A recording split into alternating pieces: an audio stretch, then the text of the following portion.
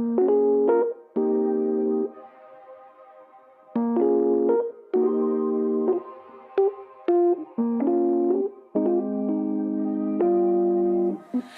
can do what I want when I want to do it. I can do what I need when I need to get through it. When I need someone else, can't be too proud for help, but gotta look after myself. Sometimes it can get lonely, never living in the moment.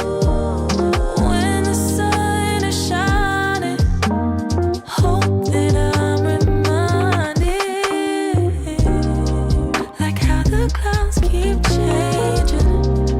I'm always steady rearranging, going back to the basics of what a good day is.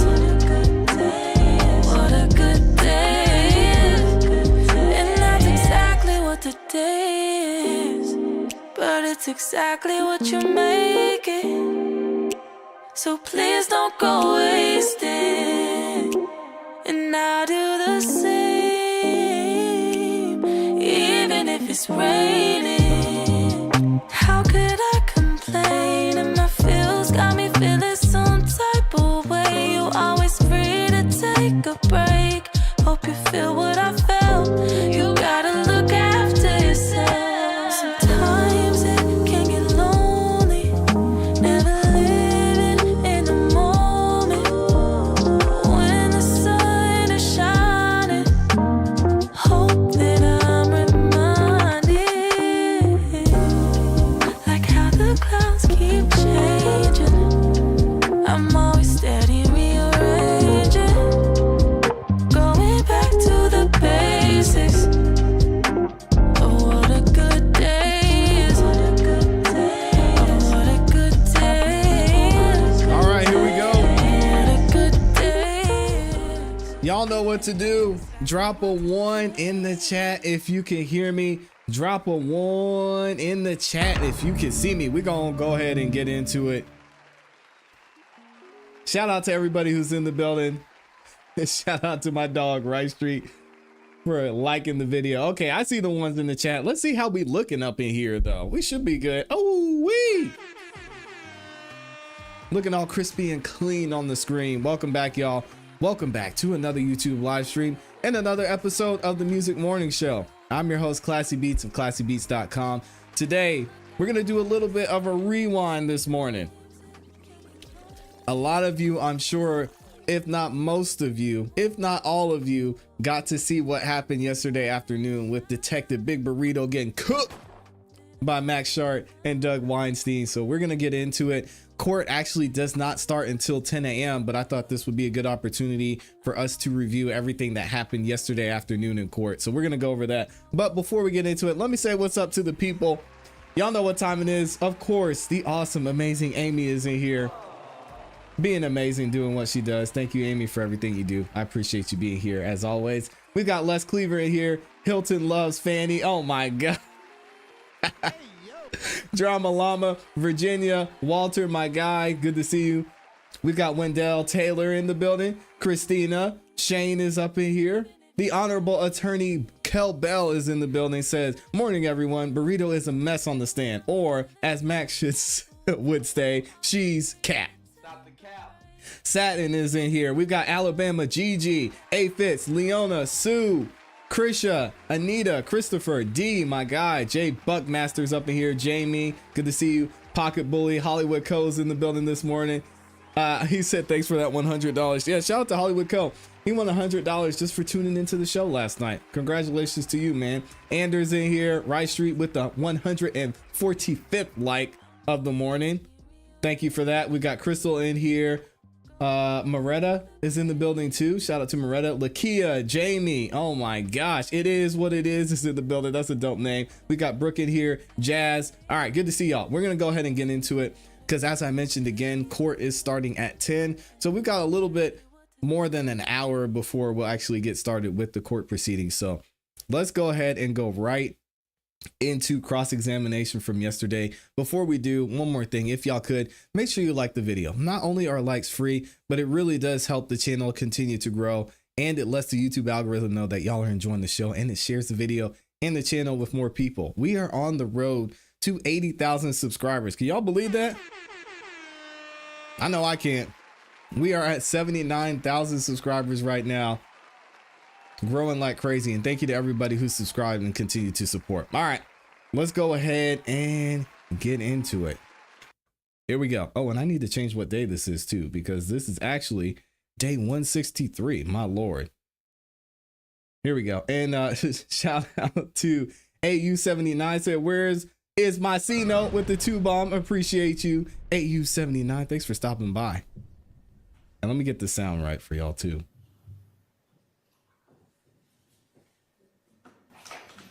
No further questions. Oh, isn't that the sweetest sound you've ever heard from Miss Hilton? No further questions. All right, I'm gonna let it go.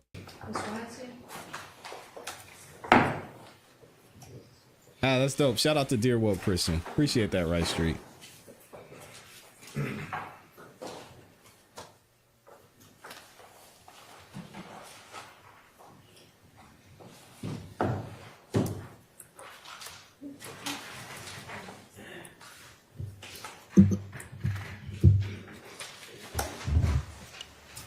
Doug Weinstein is up to bat first.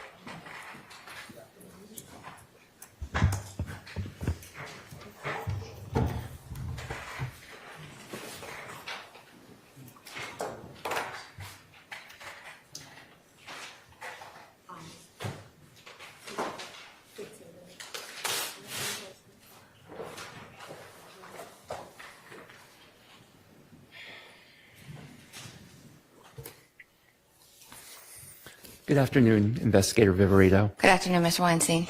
How are you doing today? Good. How are you? Good. As you know, I represent Mr. Kendrick. Yes, I do. All right. Let me ask you a few questions. Excuse me.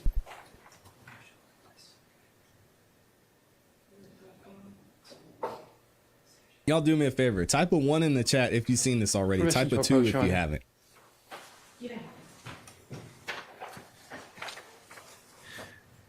I'm going to show you DK16. Do you recognize the individual in that picture? I do.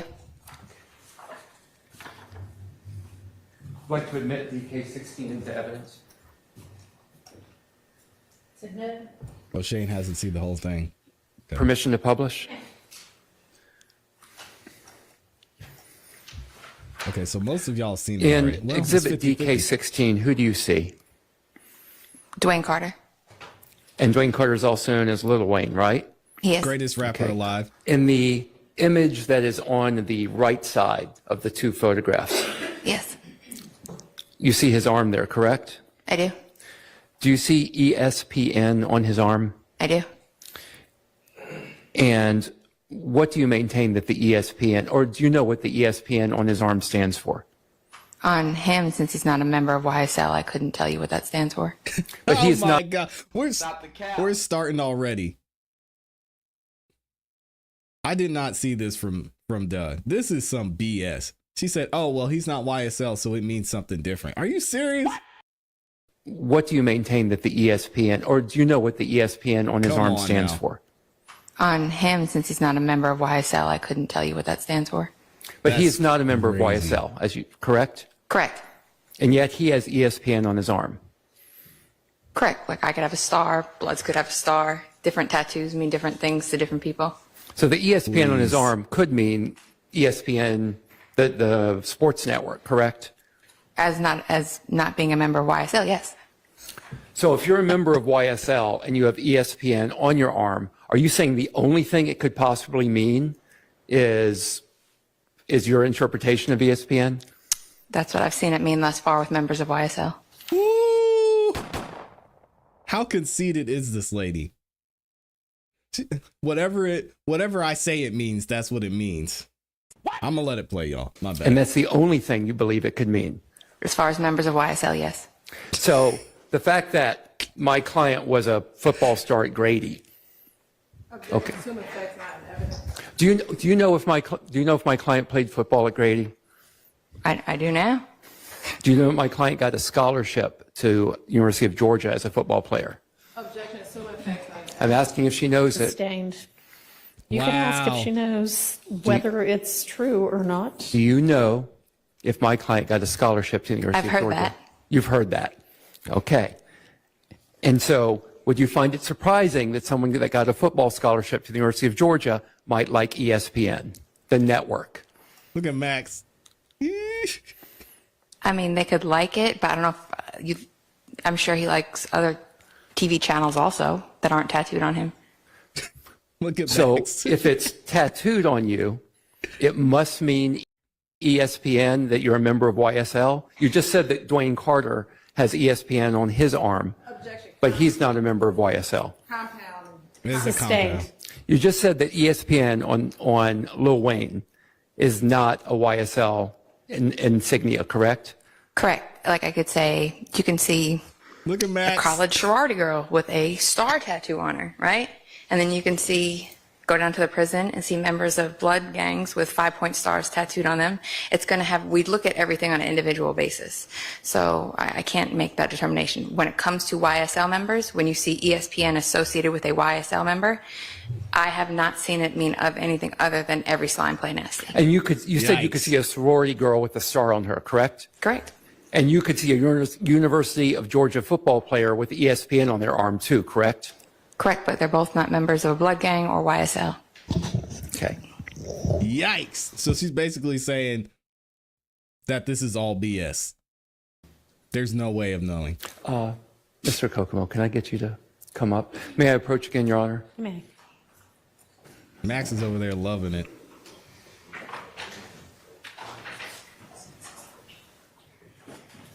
You got the DK15 video.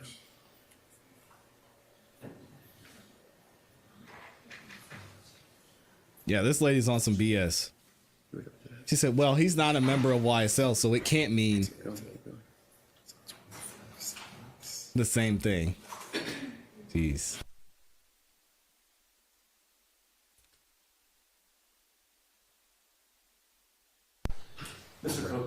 Mr. Kokomo is going to show you a video. I just want to know if you recognize that video. Okay. Oh, yeah, I'm sorry. I apologize. Yeah.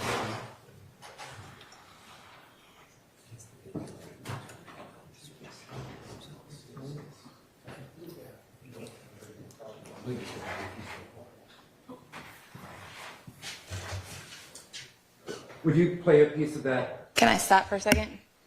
Is that going to show my face on camera? No, we're not going to. Okay, I just I'm want not to going make, to. I'm not. I just want to make sure. Ain't nobody care Okay, about your yes, face, absolutely. girl. Stop. We know what you look like, basic. Anyway, I'm gonna let her live.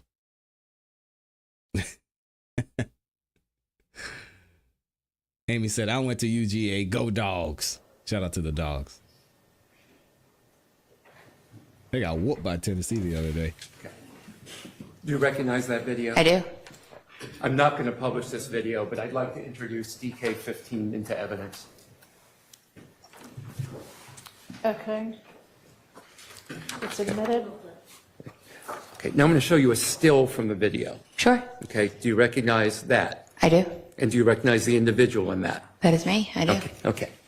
I am going to introduce DK15A. And it's redacted. Are you okay with that redaction? No objection. Okay. All right, and that's a still from the video. Yes, it's Submitted. DK15A. It's a still from the video, and it's been redacted to remove the image of Investigator Viverito. Thank you. It's Okay. admitted. Would you please publish DK15A? Okay. Who is in this still image from DK15? That is me. Okay. Do you recall big when this burrito. was taken? That was on March 9th of 2020. I'm sorry, May 9th of 2022 And where was it taken? at 355 Allison Drive, Northeast, Atlanta, Georgia, 30342. And whose home was that at the time? The home of Jeffrey Williams. And where in the home are you? Should be the master bedroom Not the closet watch. leading to the Oh bathroom. my gosh. Not the watch again. And in the video that you watched, which I'm not publishing again because it has your image on it. Correct. What are you doing at that point in the video? We're inventorying the jewelry and items that are in the home. Okay. And is this image that is taken that's part of your inventorying procedure in the home? Is that correct? It's a documentation procedure, yes. Okay. And do you recognize what you're holding in your hand in this still image? I do. And what are you holding in your hand? A watch of some sort. Okay. Do you know if do you recognize that as a Richard Mille watch? That watch is I gone. guess, yes. And that's a pink watch, correct? It's pink and either pink and light pink or pink and white, yes. It's a pink band, correct? Correct. And it has a white ceramic, I'll call it the body of the watch. White, or, yeah, I guess it's white if you say so, yes. Okay. After you took this image and you did this inventorying process, where did the watch go after this? If you watch the video in its entirety, we're inventorying everything Can in the we watch the closet. There's a video? bunch of small boxes everywhere. So if you watch the video in its entirety, you take it and the watch is photographed like this, box is closed, it's taken and put up on the shelf in the upper left-hand corner, and the inventorying continues. And then jewelry starts getting packed up and getting ready for the evidence team to come and take it down to property. Okay. Since November the 4th of this year, have you spoken to the state about this particular watch, the pink watch with the white band that I've been calling the Richard Mille or Richard Mille watch? To the state, no, but I've seen the, Twitter coverage of it going missing or whatever you want to. Twitter coverage? Well, no, I mean, there's a camera in here. They know that it's being live streamed. You just are not supposed to be watching it. Oh. And you asked that in the evidence, so Well, just keep moving. I wasn't watching the trial, but my name. Don't and- worry about it. Okay. Just keep moving. Okay. Unless you need to approach about something else. No, that's fine. Okay. Okay. So tell me, and I'd like to know about this. Tell me in the whatever coverage you saw, what did you learn about this watch? This lady just said, why is she out here exposing herself? She's done. I don't even know why I put this poll up. I asked y'all in the chat, will investigator Viverito get exposed by Max today? She already got exposed yesterday. I haven't watched all of this yet. Come on, man. Watch that came up She in said, this I've trial. been watching the trial. Sustained. Well, yeah, sustained. Okay. It's garbage. So after this watch was inventoried and you left it for, I'm sorry, who did you say takes the watch after the inventorying process? So if you watch the video in its entirety. Which I can't show here, but go Right. ahead. But if you watched it, like I watched it, the watch Can gets we watch boxed it? back up and placed up on the shelf, and it gets left there by the team as as an accident. It was left there. The home was then turned over to accident? Mr. Williams Sr. and Mr. Garfield Lamond to take possession of the home. And is it the normal process when you're taking jewelry from the home or high valued goods that you leave behind a $500,000 watch on a shelf? First, I don't know the value of it. Second of all, like I said, there were numerous jewelry boxes. It was, if you watch the video, everybody in there had on body cameras. I made sure I was on camera at all times. There's cameras throughout the home.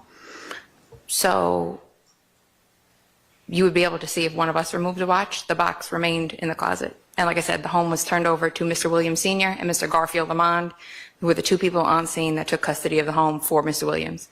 Okay. Why is she getting defensive? Nobody asked her about taking the watch. Y'all hear that? What are you getting defensive for, lady? Nobody said you took the watch. Listen to this. Or high valued goods that you leave behind a $500,000 watch on a shelf? First, I don't know the value of it. Second of all, like I said, there were numerous big jewelry lying. boxes. It was, if you watch the video, everybody in there had on body cameras. I made sure I was on camera at all times. There's cameras throughout the home. So I cover my tracks. you would be able to see if one of us removed a watch, the box.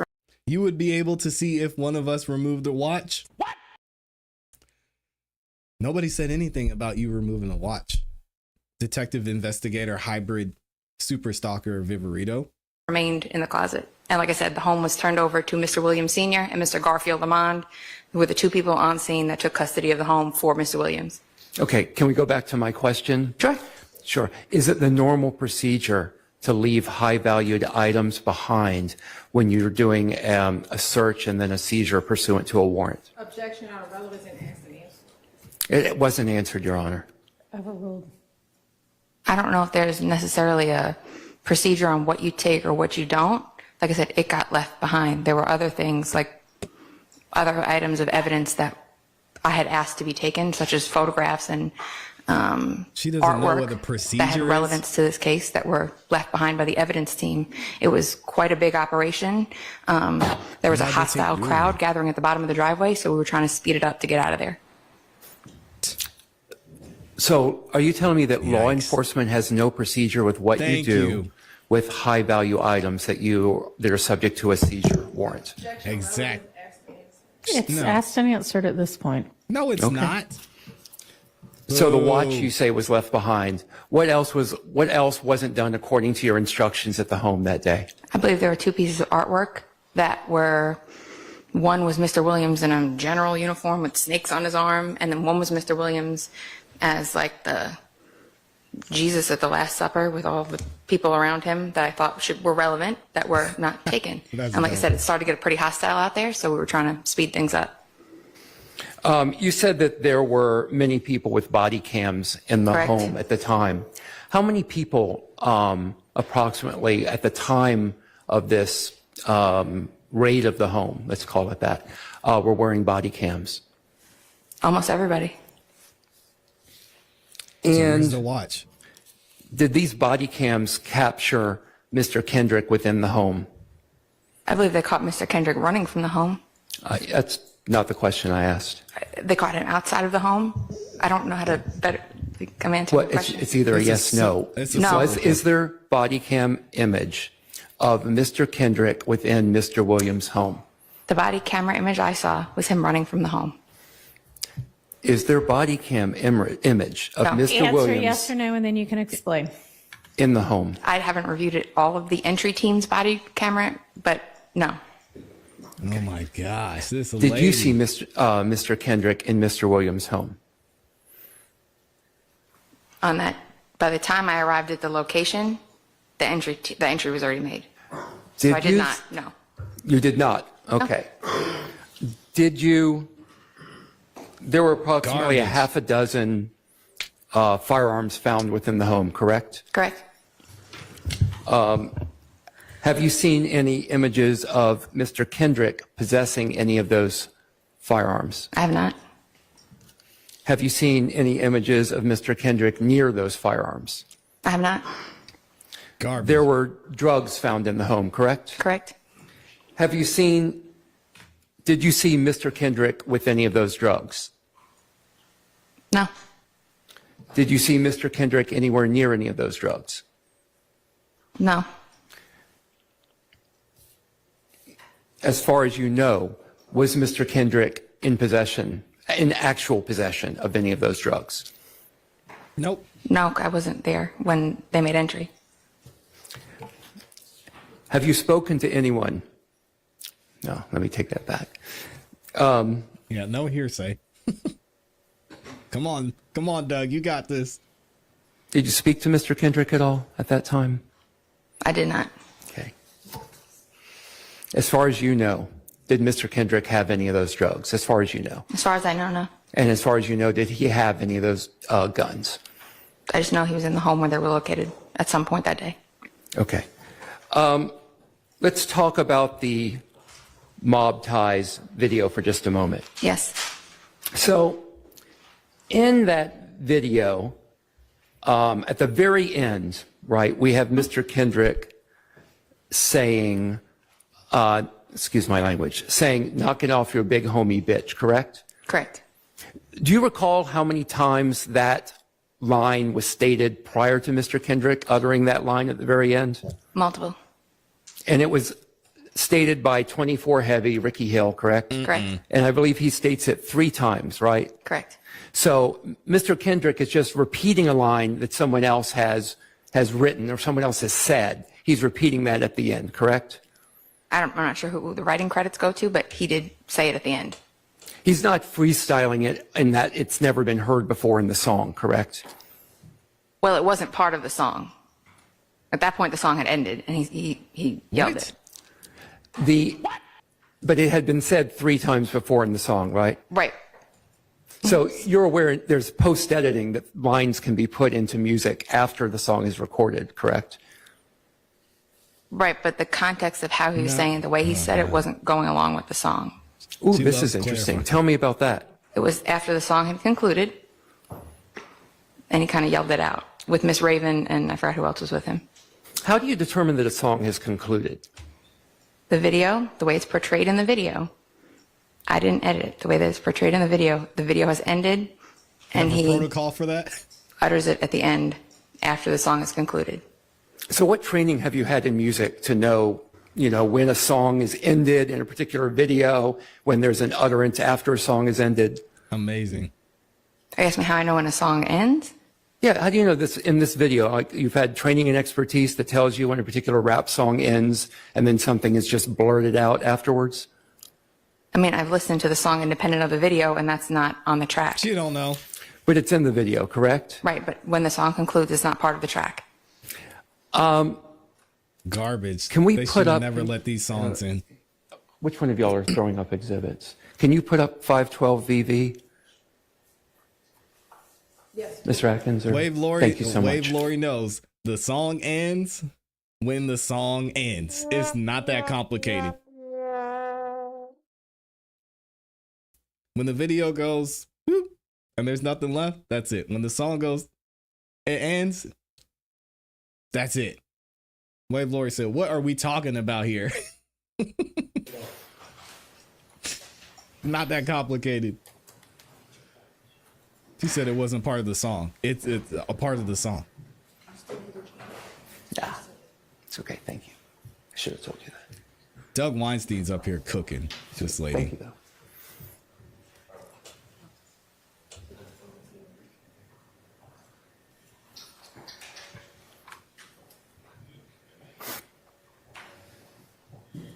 It is true. Nicole, coffee breaks.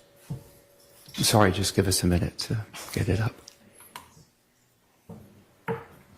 If it's in the video, it's still part of the song. But either way, I'm not gonna argue that. If you want to say it is or it isn't. Oh, okay. Okay. We'll talk about something just a moment while it's going to take a few minutes for this to get pulled Okay. up, okay? We'll come back to it, I promise. Again, I'm going to go back to the closet, and I apologize for jumping around. Sure. When you're in Mr. Williams, did you call it the jewelry closet? No, it was a closet where there was a jewelry and other things, money, other things were stored. Okay. When you're in that closet, do you recall in that video that you mentioned how valuable that watch is when you pull it up? I don't believe so. I can play that for you so you can hear that. You can. I don't. Yeah, if you'd like to. I'll be careful. Please don't Are we playing play all of the it. video or just the audio? I just want to do the audio, so I'm going to make sure we can get that done. Well, that ought to not pose a problem. I want to make sure we can technically do that without having an issue. On it, okay. I mean, he could just play it from his laptop if that's an easier way to do it, as long as the jury can hear it. Okay, can you turn it up? Just put a mic next to your Yeah, speaker on we can your do it from here. laptop. We can do it from here.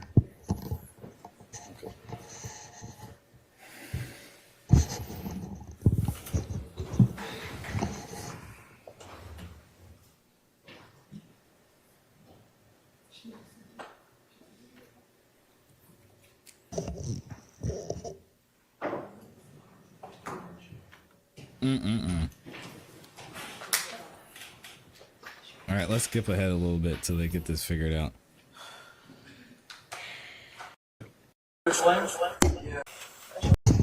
There we go.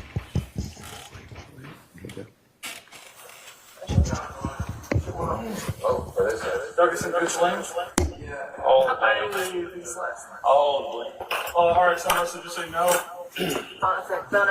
all the cars, minus the Mustang, contain either thug or guns, name in there. I'm not sure that's working. There's a lot of an echo there. Yeah, that's not working. And there's Just go show. We'll just play it for you so you can see that. I just don't want to risk your image being shown. I appreciate Here's you, the Ms. man. Weinstein. I'm really disappointed with the stickers on his laptop. It's killing me.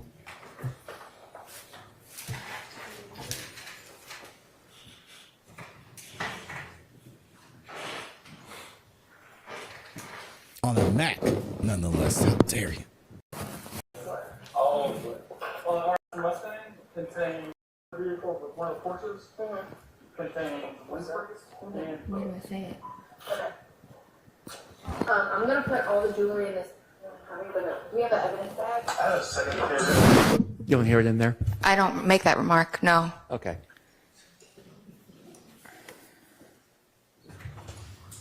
I'm the same way. Amy knows what's up. I could not put stickers on my laptop. Should be a I crime. made it, like you said, I made it about the first watch that made it to I made it evidence. about the first watch, Yeah. which was also a Richard Mille watch, or Mill. I don't I don't know how to pronounce it. So you did make it about the first Richard Mille, just not the That is second in Richard Mille. evidence. Okay. But they're both Richard Mille watches, correct? I mean, there were several much more expensive pieces of jewelry that were there also. And this is not my first case with a lot of expensive jewelry. There you go. So what she's saying is, if I would have wanted to steal it, I could have stolen it before. I wouldn't steal jewelry. Nasty work. Mr. Atkins. Oh, great. Thank you. Get him, Doug. Okay. Let's go back to 512 VV for just a moment. Okay.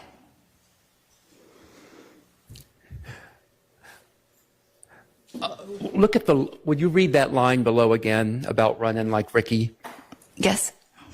And what is the import of running like Ricky? It's from a movie, And what movie is that from? Boys in the Hood.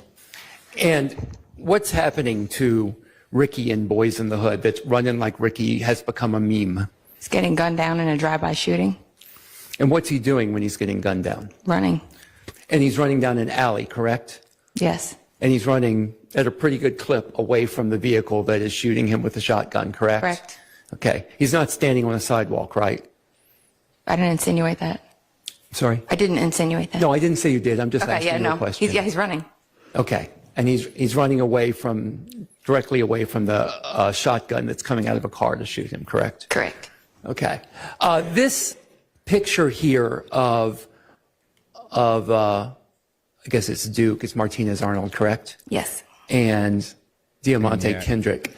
This is from June 23rd, 2020, correct? Correct. And that is approximately 5 years and 5 months after the killing of Donovan Thomas. Yes, this picture was more so of importance to me to show the alliance between the Crips and YSL. Oh, We that's didn't right. care. That's a hybrid gang, right? Correct. Okay. And a hybrid gang on, Doug. is kind of like a nose of wax, right? It's something that you can twist and pull so that any type of characteristics that you find can meet the definition of a gang, right? That's not true. It isn't true. Why wouldn't that be true? For example, this hybrid gang with Mr.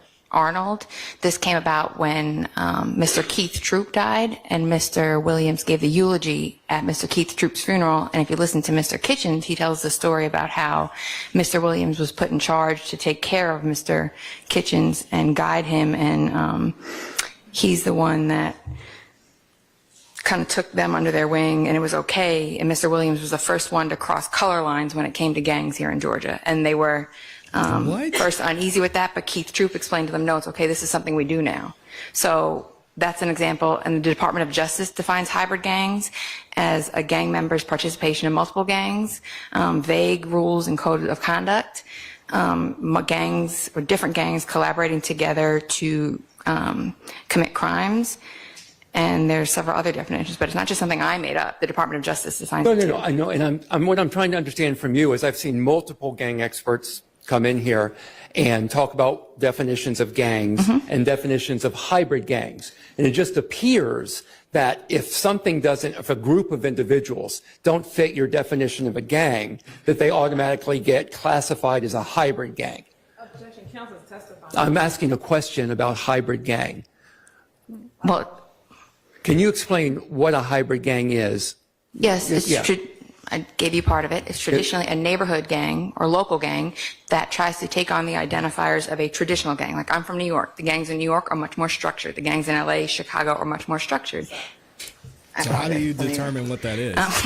The gangs are much more structured here in Georgia. You'll see there are neighborhood cliques that will What is she adopt talking the about? identifiers, like YSL, for example, adopted the identifiers of sex, money, murder. They were sex, money, murder based in the beginning, but then Mr. Williams decided to do his own spin on it. Like I said, when he was very close to Keith Troop, when he was deceased, or prior to that, like I said, if you watch, there's history about it where Mr. Kitchens talks about he was sent to go help out Mr. Williams at one point. And at first he was uneasy, like, oh, do we do this? And he said, Slow down also. Yeah, It's just- sustained yeah. to hearsay. and that's, I'm trying to understand, without giving examples, if answer you the can question. define hybrid gang. it is a neighborhood gang that takes on pieces of traditional gangs. And like I said, you'll have You're individuals from different gangs working together. You will have the mixed use of identifiers, like we've seen through the presentation of evidence here. Like here, this snake and the blue heart for the Crips. Vague rules and code of conduct. Sex, money, murder, bloods have a rank structure. I don't know a rank structure within YSL. So they take pieces of what they like and they put their own spin on it, but are still backed by a traditional gang. So a traditional gang would have a hierarchy, correct? Correct.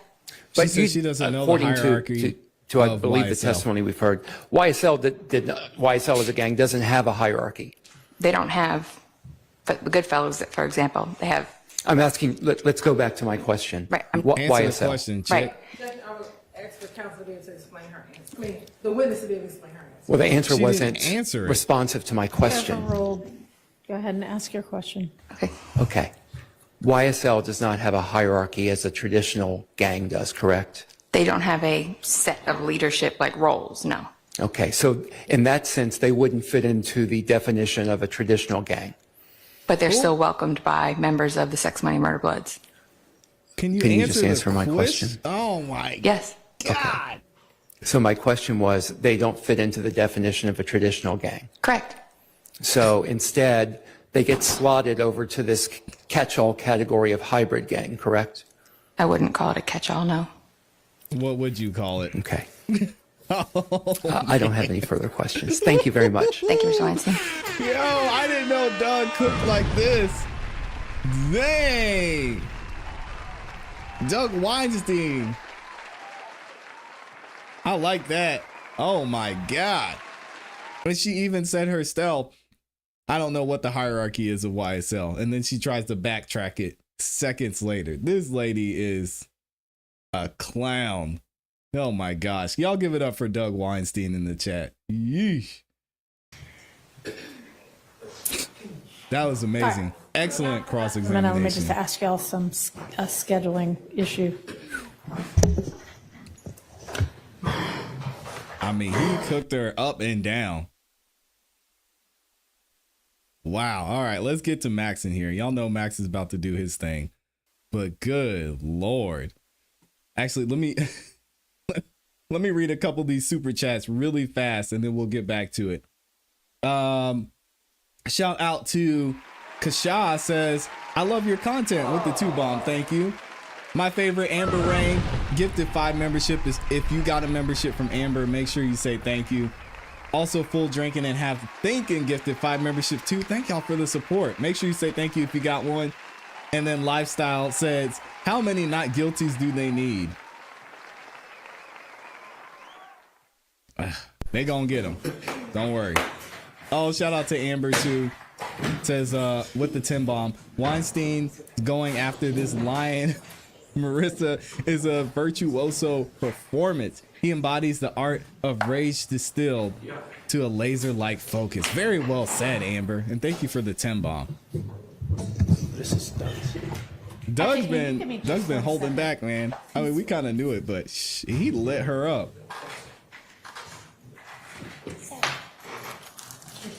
No, y'all are cool. You can say spoiler alerts. Y'all don't have to hold back. We're gonna watch it either way. So if you want to talk about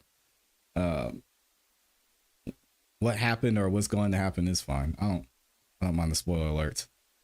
Unless are y'all gonna leave after you hear a spoiler alert? We actually want to see it happen, so we're good. We're on YouTube. Yes, court is gonna start in, well, probably 30 minutes.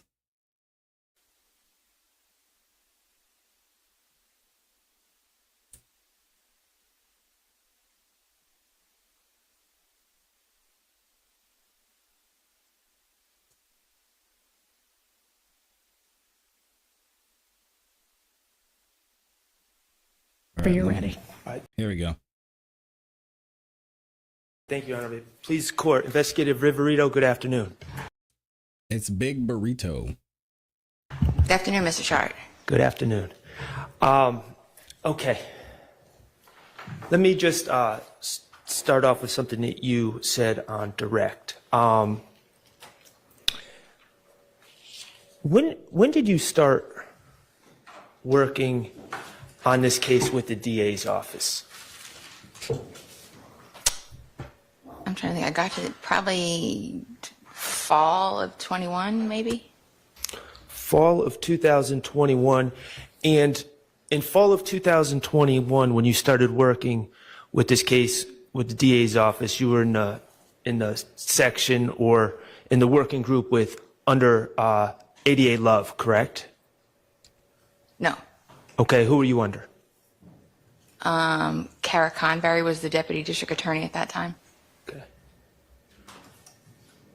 All right, and with the DA's office, eventually, you're not with the DA's office now? Correct. Okay, but with the DA's office, you worked on this case, correct? Correct. Okay, and you worked under Kara Convery. Who else did you work under? Well, she wasn't on the case, but for the case, I worked under Don Geary. Don Geary, okay. All right. Now,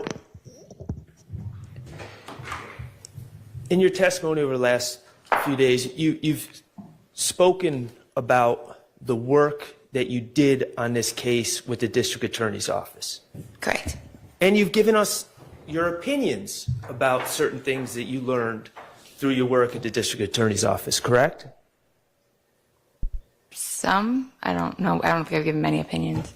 Okay. Well, watch the film. As part of your work with the district attorney's office, you reviewed surveillance videos. Correct.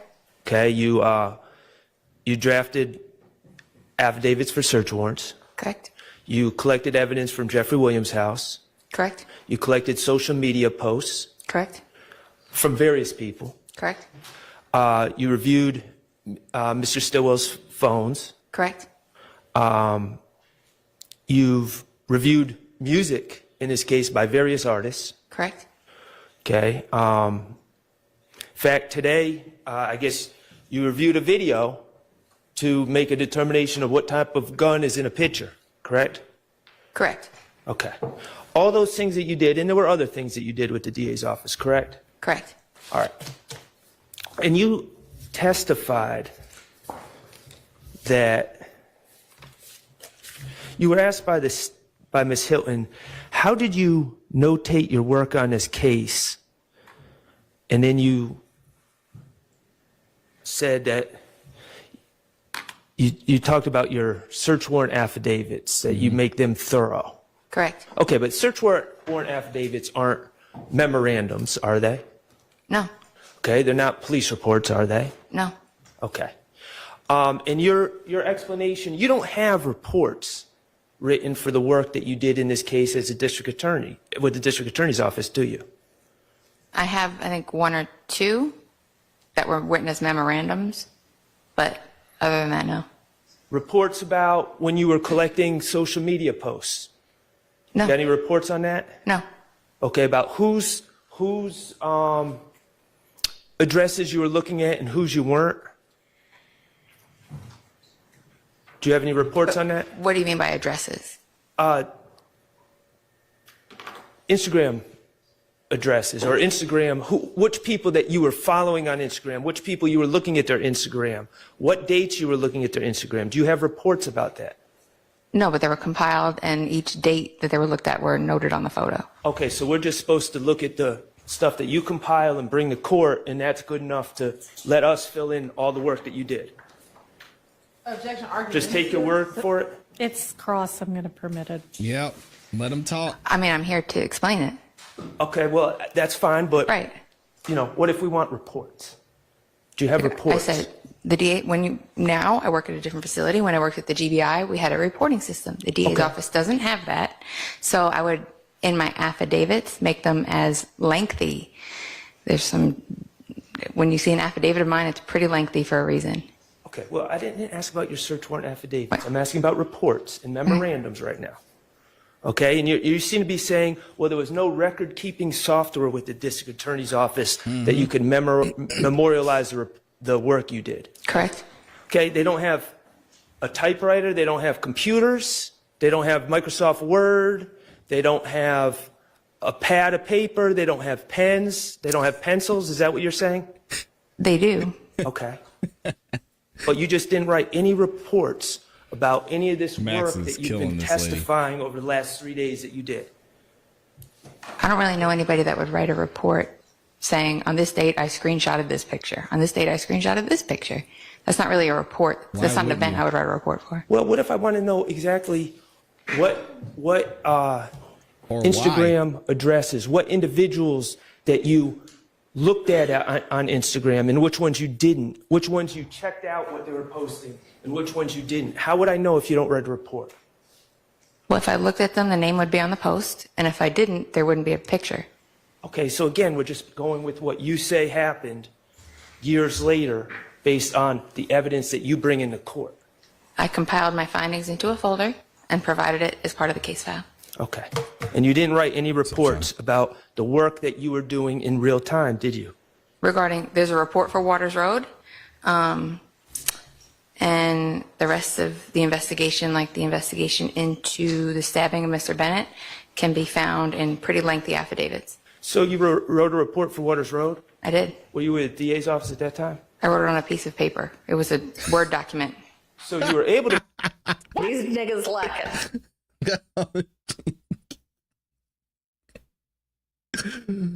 Oh, man. So you're telling me the DA's office has no protocol or policy for writing reports? She's just on a whim decided she was going to write a report on a piece of paper. She got a Big Mac from McDonald's and wrote it on the Big Mac carton.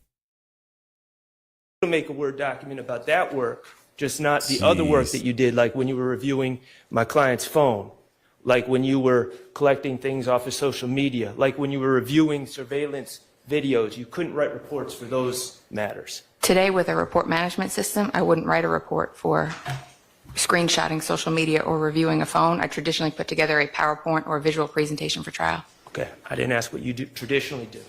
I asked what She you said I did it when I felt like and it. didn't do. But that's what I would do that's what I did back at the DA's office, is what I'm telling you. I would do that today with a report management system, as I did without one.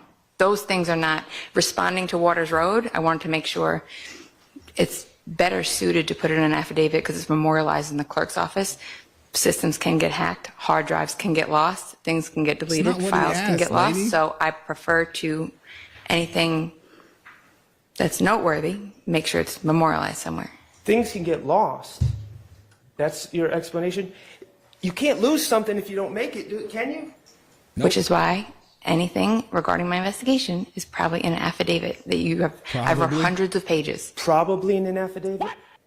If you would give me a case that you're specifically referring to, I can give you an example. This In is your a mess. affidavits, I would like you to show me an affidavit It's for a a mess. search warrant where you list all the Instagram addresses and people that you checked out in March 2022 when you were pulling their posts? That I want was to know cer- everyone that you searched. That was served to you in a discovery folder. Okay. I have the posts. Correct. So that's all of them. All right. I'm not But where's the asking for the report? posts. I'm asking for a list of the people that you searched for. If you look in the folder, you will see the list of people I searched for. Okay. All right. Okay. All right.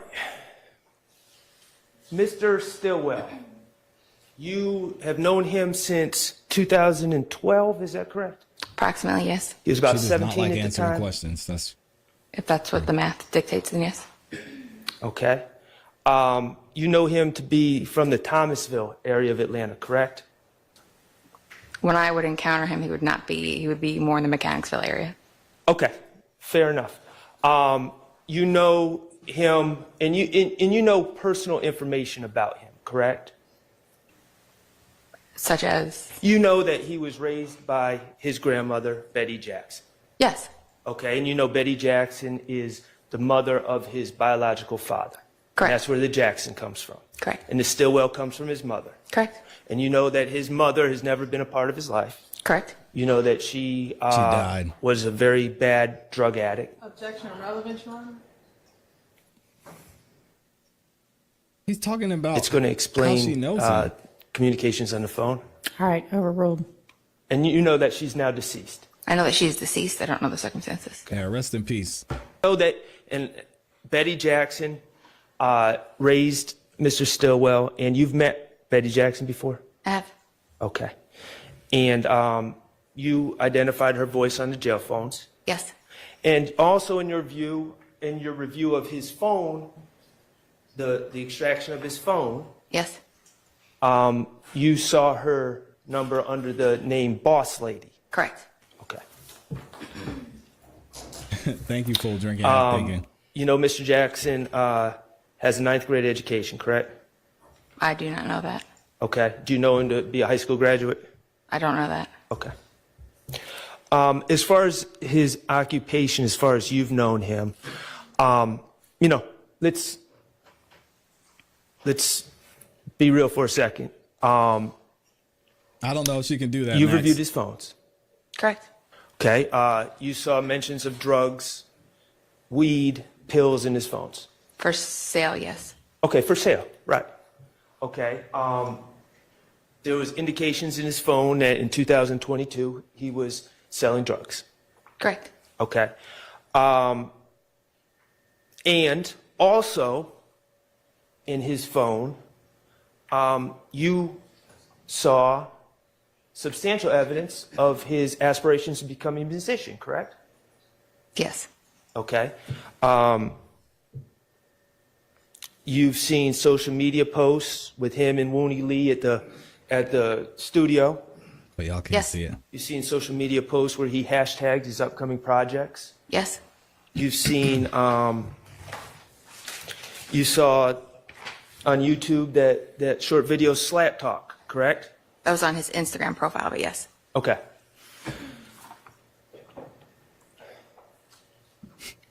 Did you note I mean, once at the time that you captured that Instagram post with the song, how many views it had? I did not. Would you dispute that it was 17,000? I don't know, so I have no way to. All right. And you also observed in his phone his communications with other individuals that were rapping, correct? I mean, You saw communications with Wooney Lee. with Mooney Lee, yes. Okay. And you saw different references and conversations about renting studio time Correct. in his phone. Even, we're talking about in March 2022, on March 8th, for instance, there was a discussion about him going to the studio. Sure. March 9th, going into the 10th, discussion with Wooney Lee about going to the studio. The Yo is what they call it, correct? Correct. Evening of March 10th, discussion of going to the studio run by Mook Tovin. Correct. And you know Mook Tovin to be someone who runs a studio, correct? Producer of some sort, yes. And you saw the evidence of, you see file transfers on those dates from Muchthoven and other people transferring audio files. Correct. Okay. And that's consistent with someone making music in the studio and then their work being transferred to them at the end of the night by the studio engineer. Sure, yes. All right. Evening of March 11th, discussions with Wooney Lee about going to the studio. Yes. March 12th, booking a session at the studio. Yes.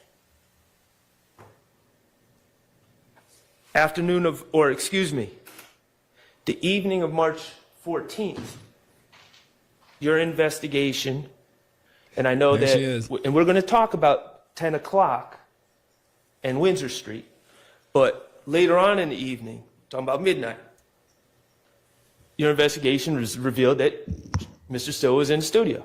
Yes. In fact, he, when people were looking for him, he informed his grandmother that he was in the studio. I don't know if I remember that, but I know he did, after the murder of Schmeldrink, they were at the studio. Yes. Okay. So, and you've observed some of Shannon's music. I have. You've observed a lot of music in your profession. I have. You observe a lot of music. Let's just I put have. it that way. You're familiar with drill music, correct? Yes. All right. Drill music is something that extends beyond Atlanta. It does. It's worldwide, correct? I know throughout the U.S. I'm not too familiar with it internationally, but yes. Okay. Common themes of drill music, brutality and violence. Correct. Is that fair to say? Correct? Okay. Who's the baddest? Who's the toughest? Who's the most powerful? Correct? A lot of bragging. Correct? Okay. Claims about women, about who gets the most women. Is that a recurring theme? Yes. Bragging about the drill's the guns best people drill, own by and the way. carry. Yes. Okay. Bragging about how much money people have. Yes. Bragging about homicides, whether it's true or not. Some. Okay. It's a type of music, and whether you like it or not, and I'm not suggesting you like it, and I'm not suggesting I like it, but it glorifies violence. I don't know if I would use the term glorifies because there are a number of drill rappers that have been charged with homicide Okay. or engage in violent acts. So I don't know if it glorifies. There's two sides. It can glorify it and it can also tell the story. So there's two different sides to it. Okay, so one side, you know people that are in drill music that have been charged with crimes. What I'm saying is music of that you're describing often feeds into violence. Okay, and you don't like that, do you? I don't feel like that- anybody getting hurt. Okay, and that's fine. Yeah. You feel it feeds into violence, okay? And what I'm asking though is when you said it glorifies, you said I know some people who are in drill music that have been charged with crimes. Correct. Okay, and you also know a lot of drill music where people claim they did this and claim they did that. Correct. All right. And it's not always factual. No, but being a drill artist doesn't negate the fact that you engage in violence. Okay. You may. It could go either way, but being Right. a drill artist doesn't negate that fact. That's fine. Okay. Common terms in drill music, OPS, Correct. stands for opposition. Correct. And that is a recurring theme that you almost hear in every song. Isn't that fair to say? In every song and almost every investigation that I work, yes. Okay. In every modern And song. if we, and we're not going to do it, but if we Google and get on YouTube and type in rap ops, we'll see dozens of songs with ops in the title, Correct. including by well-known artists. Correct. All right. Glizzies. Glizzy is a term that comes up a lot in drill music, correct? Correct. So, gun? Yep. Yes, but I don't know if I've heard that used that much by these folks that we investigated with this. I'm just Yeah, talking about. it does. Guns do come She up. Yeah. needs to Yeah, I mean, answer the question. it's in one of Shannon's songs. Okay. Lizard Walk. Okay. Okay. And that's another term that comes up a lot in drill music? Glizzy, blick, fi, whatever you want to call it. Red light. It's another one that comes up a lot in drill music, correct? Red lights? I don't hear that as often, no. Okay. He's not an expert on lyrics. You ever hear of the song Red Light by Future? I have not. You heard the lyrics? Yeah, and this shit on. real out here running through the red light, looking through your rear view and might just sneak up on the car and try to spray you. You hear that? Heard that lyric? No, but if Mr. Wilburn would have engaged in a homicide at a red light, I probably would have looked into it. Okay. she I talks didn't too ask much. anything about a homicide or Mr. Wilburn. I asked if you heard the lyric. But yes, if Okay, I, but well, it'd be I'm something I just- would look at. Judge Whitaker Okay. needs to talk to this lady. Chalk. Chalk you out. Chalk them up. Slime and chalk. Those are, Slime and chalk, I'm familiar with, yes. all right. Those are things that you would hear in drill music, correct? Slime and chalk, I've heard. The others, I don't know if I've heard. All right.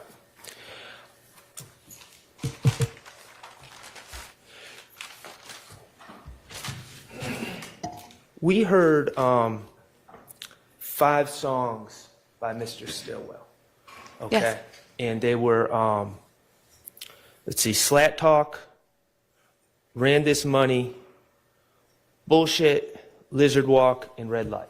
Yes, And all those songs, you have identified Mr. Stillwell, and they were in Mr. Stillwell's phone. correct. Okay, and just to be clear, there were other songs in Mr. Stillwell's phone as well. Correct. Okay, so we heard 5 of all the songs that Mr. Stillwell had in his phone. Correct.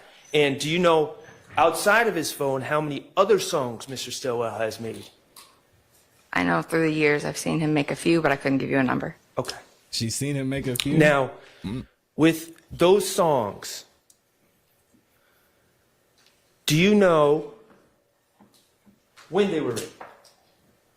No, and on direct, I said I can only see the date that they were added to the device. Right, and you don't, and let's just be clear, the date that they were added to the device was 3/17. There was some sort of file transfer according to the report Correct. on 3/17. You don't believe that on the morning of 3/17 he was in the studio making all those songs? Not to say that 1 or 2 of them couldn't have been made in the days prior, but I can't give you exact dates on them. Okay. So we don't know when they were when they were made. Do we know when they were written? No, Do we know who wrote the lyrics? we don't. Okay, and in fact, on one of the songs, She doesn't know anything. Red Light, it says featuring Vito, correct? Correct. Veedo. Correct. You know Vito to be a songwriter, not an artist, a songwriter for 300 Entertainment, correct? He could be, yes. Okay.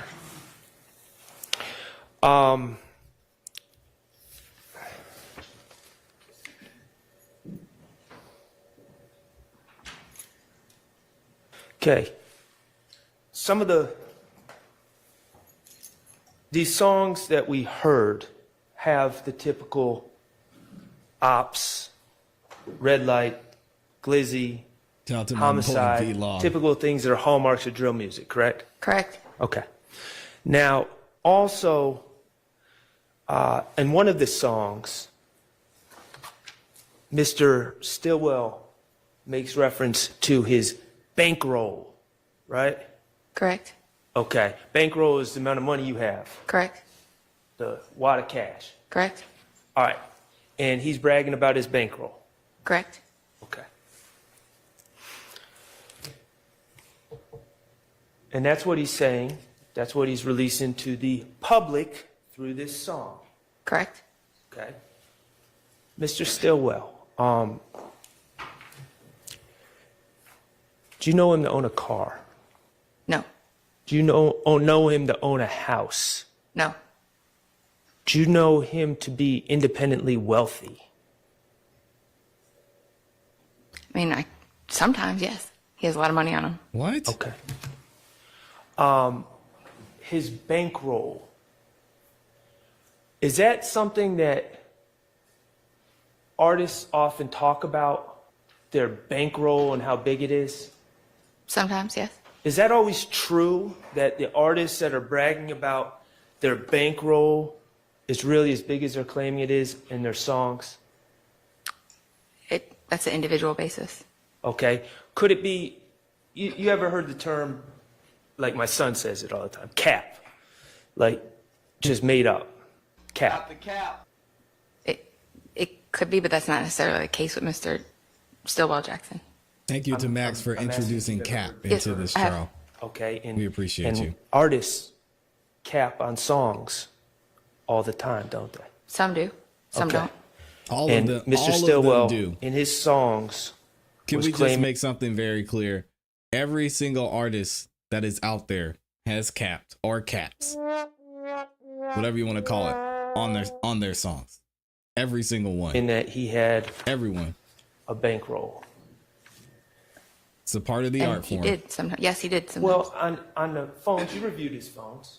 Correct. You saw him basically begging Miss Alexander to give him $1,500. But if you listen to the March 16th Wiretap call, he talks about all the money he had, Okay. and he didn't want to go to jail with all that money. So he had a lot of. It fluctuates from day to day. So I don't know. Some days he has a bankroll, some days he has no roll. So Okay. Did he have a does that bankroll? even mean? Do you know if he had a bankroll the day he recorded that song? do not. Okay. Could that have been Cap? Could have been. He could have been reminiscing about when he had his bankroll. Okay. Boy, this lady's garbage. In these songs, while we're talking about Garbage Cap, let's see. Mr. Stillwell referred to himself as Big Slime. Yes. Okay, you ever hear anyone else refer to Mr. Stillwell as Big Slime? I'm trying to think. He's been referred to as Big Slime and Life-Size Lizard. Right, that's what he calls himself. He's also referred to as that. I've heard him. Okay. So he was claiming to be Big Slime in the Correct. song that he wrote or performed. Reminiscing about a bankroll. Okay. Yeah, that's crazy. Then we got, let's see, Dolly White in one of the songs. Bullshit, right? Dolly, yes. She brags about making $201K in a day. Okay. Okay. Do you know? Is there ever any evidence that you have that on that day that Dolly White was claiming that she made $201K that day, that she actually made $201,000 that day? Nope. I wouldn't know what day it is to be able to tell you. She could have been on Instagram or somewhere bragging about having 200K. So without knowing the day, I couldn't tell you. Okay. Do you have any evidence that Dolly White, I'm not talking about Jeffrey Williams, I'm talking about Dolly White, has ever made $201,000 in a day in her life? I couldn't tell you what Miss Greer makes. Could that have been Cap? Yep. It could, but it also could not have been. Just answer the question, lady. So- you already compromised. Just take the L. Goodness.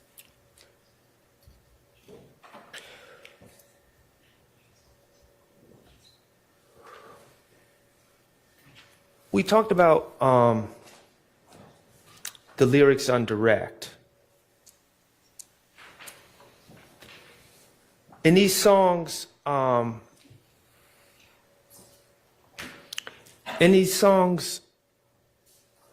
Mr. Stillwell never mentioned an infinity. No. Never mentioned Diamante Kendrick. No. Never mentioned Demise McMullen or Nard. No. Never mentioned Justin Cobb or Doo-Wop. No.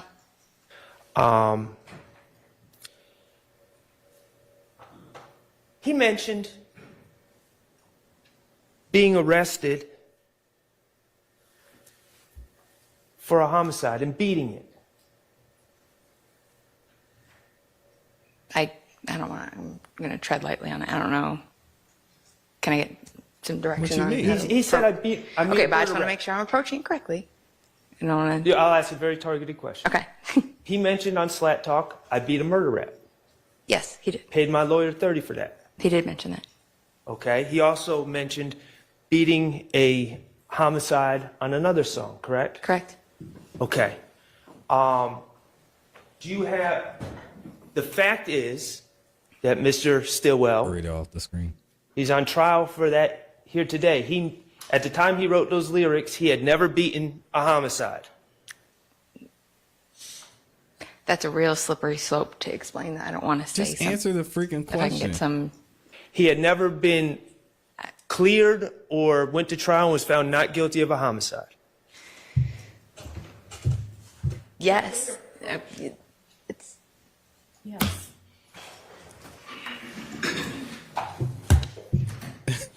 Michi said, "Thank you for removing that photo." Yo, y'all don't want to see Big Burrito up here? Goodness, why can't she just answer a question? Let's get back to Max up in here cooking this lady. Just answer the question. It's not hard.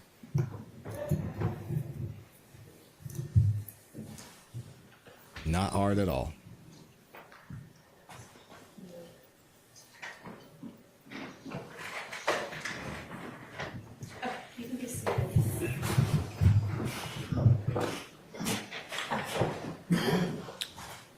So, Mr. Shart asked you a very specific question, and you seem to have answered in a way that surprises everybody. So, we need to get some clarity from you.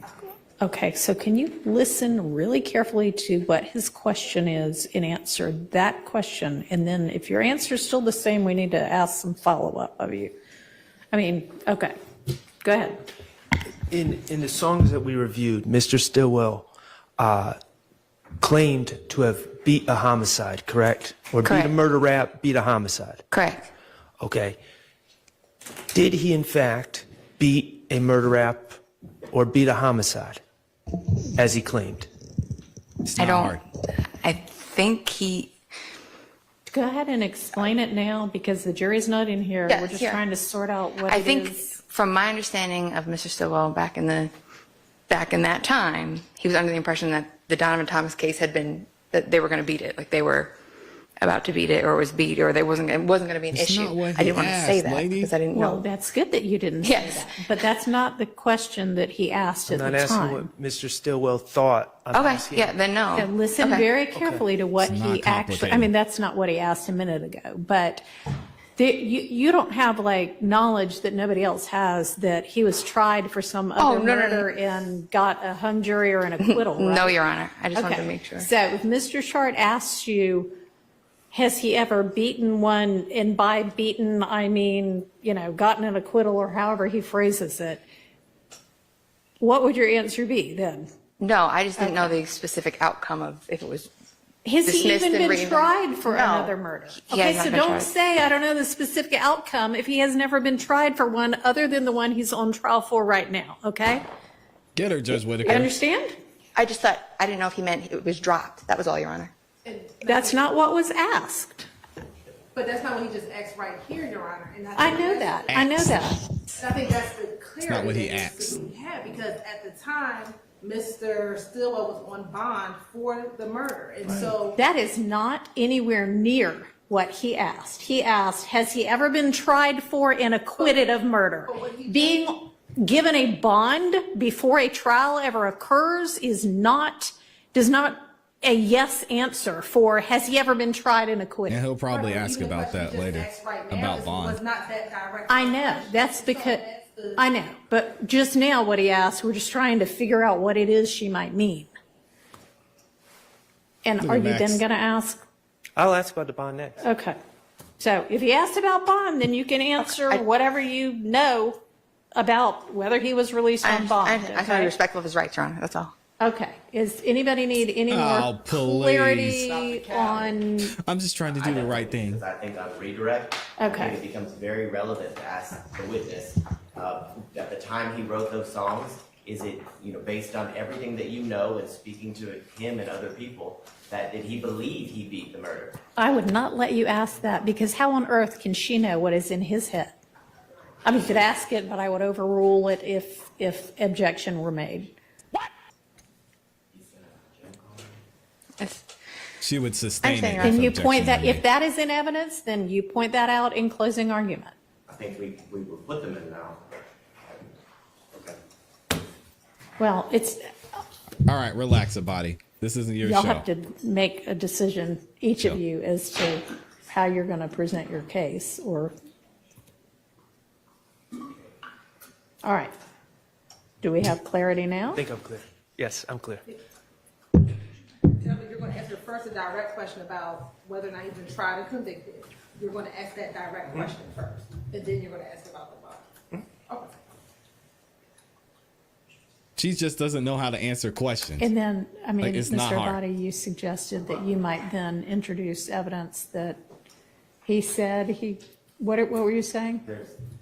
Well, I think He don't that's know. fine, the call, but I think that creates the questions on redirect that then can be asked is, at the time that he wrote those songs, had he been on bond for a number of years? I mean, he makes all of that very relevant as it relates to diving into why he said that in the lyrics of the song. But I think the whole point of this is a very slippery slope, because we begin to talk about things that I don't necessarily we all want to get into as it relates to objections and objections for mistrial, because all of these questions allow us to then ask on redirect the specifics as it relates to when he made the song and being released on bond, things of that nature that you can argue as to the belief as to why he believed he beat the murder, because it had been 3, 4, however many years. You can't ask somebody So, what he you had not Well, you can They ask that believe. had he been on bond 3, 4, however many years. What you cannot ask this witness is, so then do you think he believed he beat it? Come I on, mean, the that body. is something that this witness can't testify to, that I know of. If you have some reason to believe you think she can testify to No, that. she never. But I she mean, never if even it's talked just, to him. oh, I can put 2 and 2 together, he'd been out for 17 years on bond and not been, tried yet, then that's something that is not beyond the ken of any juror, and you can argue that in your closing, but you can't ask this witness that question, okay? Yes. Everybody clear now? Yes, Your Honor. Okay. All right, we'll get the jury back. How long is there going to be like a natural stopping point? I mean, I don't mind keeping them till 6. There'll be a natural stopping point, Okay. and I'll be. If we do that, we have 5 minutes Right now? recess, just 5 minutes. Yeah, we all know that didn't happen. Yes. Yes, we can. All right, here we go. Let's bring the jury back in. And the jury is still, I know you guys are shocked, not in for court today, so we'll join the regular court proceedings today once the jury gets in there.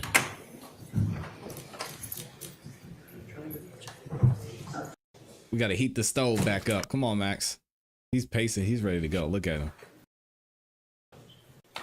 Go ahead, Mr. Sharp. Viverito. Mr. Sharp. Thank you, Your Honor. Okay, Investigative Viverito. I'm going to go back to where we were before. In those songs, in Slap Talk, Correct? Mr. Stilwell says, I just beat a murder rap, paid my lawyer $30 for that.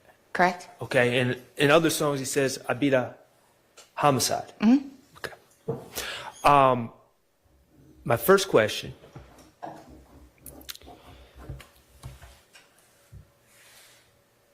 To your knowledge, in this case, I'm talking about Donovan Thomas, Correct? had Mr. Stilwell ever been acquitted or the case been dismissed? No. Okay. The case was still open, correct? Yes. Okay. So he had not, in fact, beat a homicide. Correct? He had not, in fact, beat a murder rap. Correct? Yet he claimed that on his songs. Correct? Also, he claimed to pay his lawyer $30 for that. Do you know if he actually paid a lawyer anything? I don't believe he's the one that paid the lawyer, but a lawyer was paid. Do you know a lawyer's been paid? What? Some What point. lawyer? He was represented at some point. Well, what lawyer? I don't know which lawyer he was. I said at Well, some you just point. said you know the lawyer's been paid, and now I'm asking you what lawyer? Okay. A lawyer back then would have been paid for him. I don't know. What's the lawyer's name?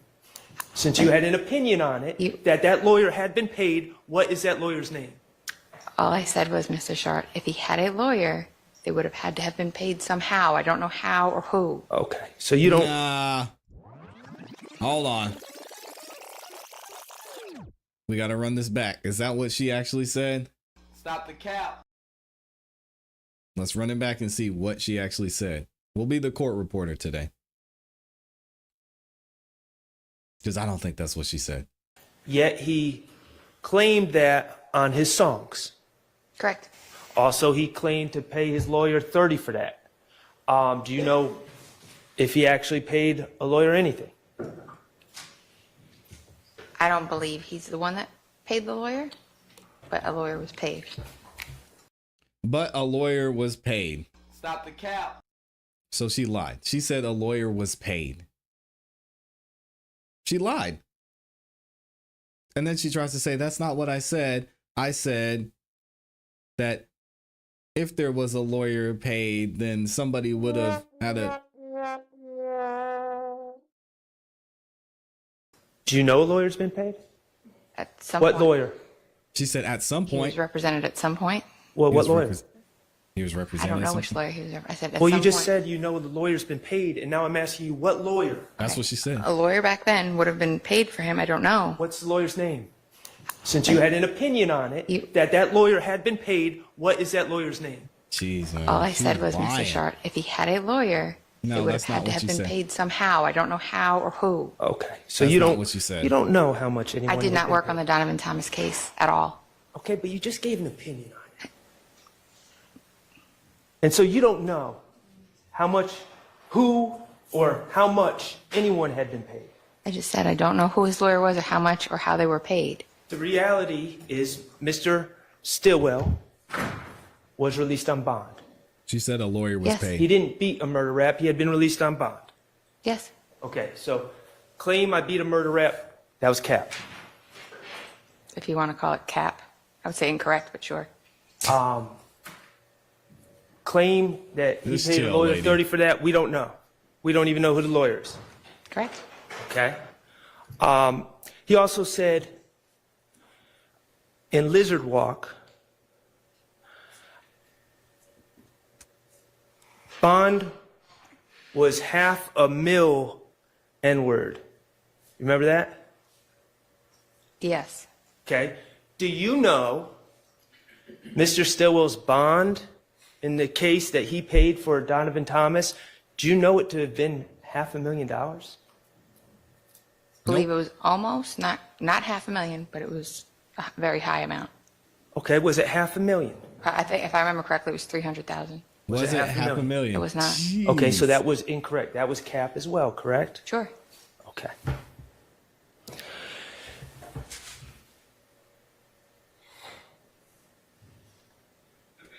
Mr. Stillwell, since October 2015, has been charged with the Donovan Thomas murder, correct? I'm not sure the exact date he was charged, but Late 2015? sure. Okay.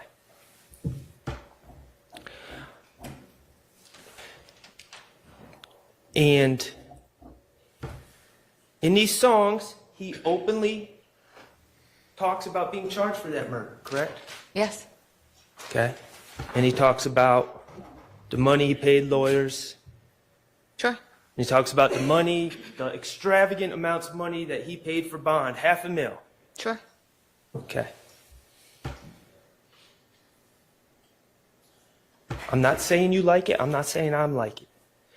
Do you deny that potentially an artist, an aspiring artist, being charged in a high-profile case, beating a high-profile case, paying large amounts of bond, would be something that would be appealing in the world of drill music? Do you deny that? No, engaging in violence and homicide skyrockets you to the top of the corporate ladder in drill music. So yes Okay. or no? And he was saying he had been charged. And Correct. beaten. Correct? Okay. Yes, cap will be used in case law moving forward from today. So thank you to Max for introducing that. It's a historic day. Mr. Atkins, could you, or Mr. Abate, or Miss Hilton, could you do me a favor? Or Miss Knightsback, 436 VVA, please, if you could display that for me.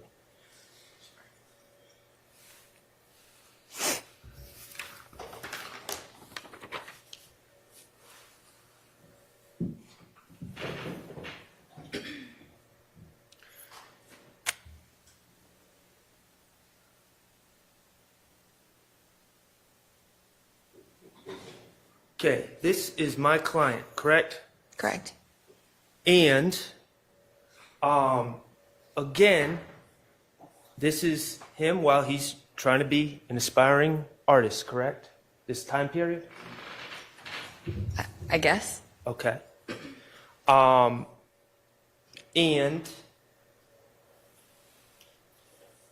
first of all, let me just clarify one thing. In the background, we see a gas station. That is the gas station on Cleveland Avenue, correct? I believe that's 221 Cleveland. Okay. That's not McDaniel Street. No. Okay.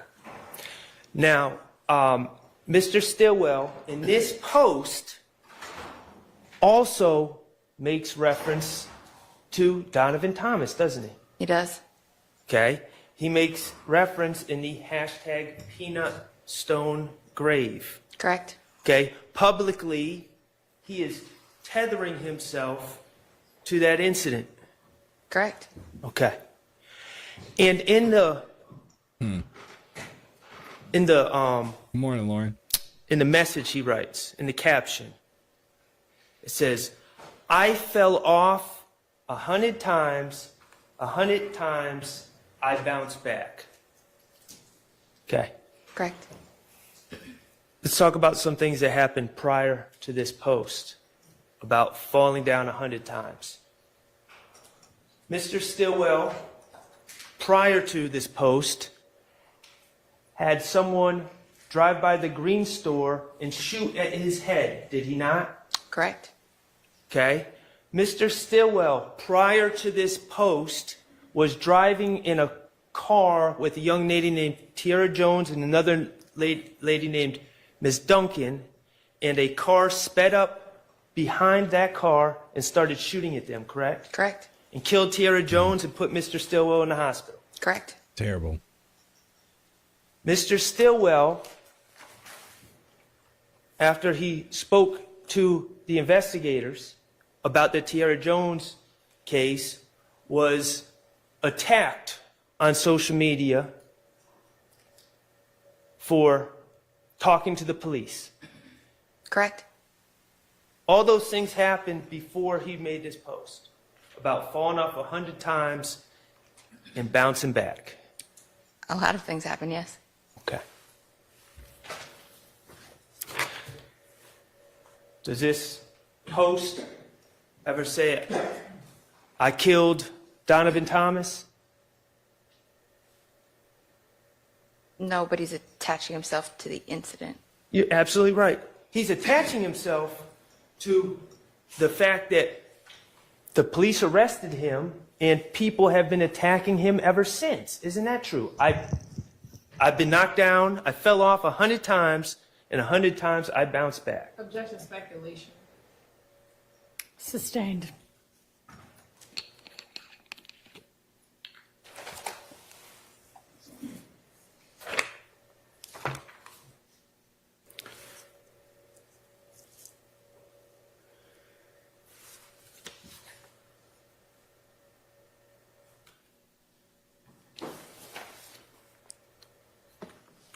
She don't know.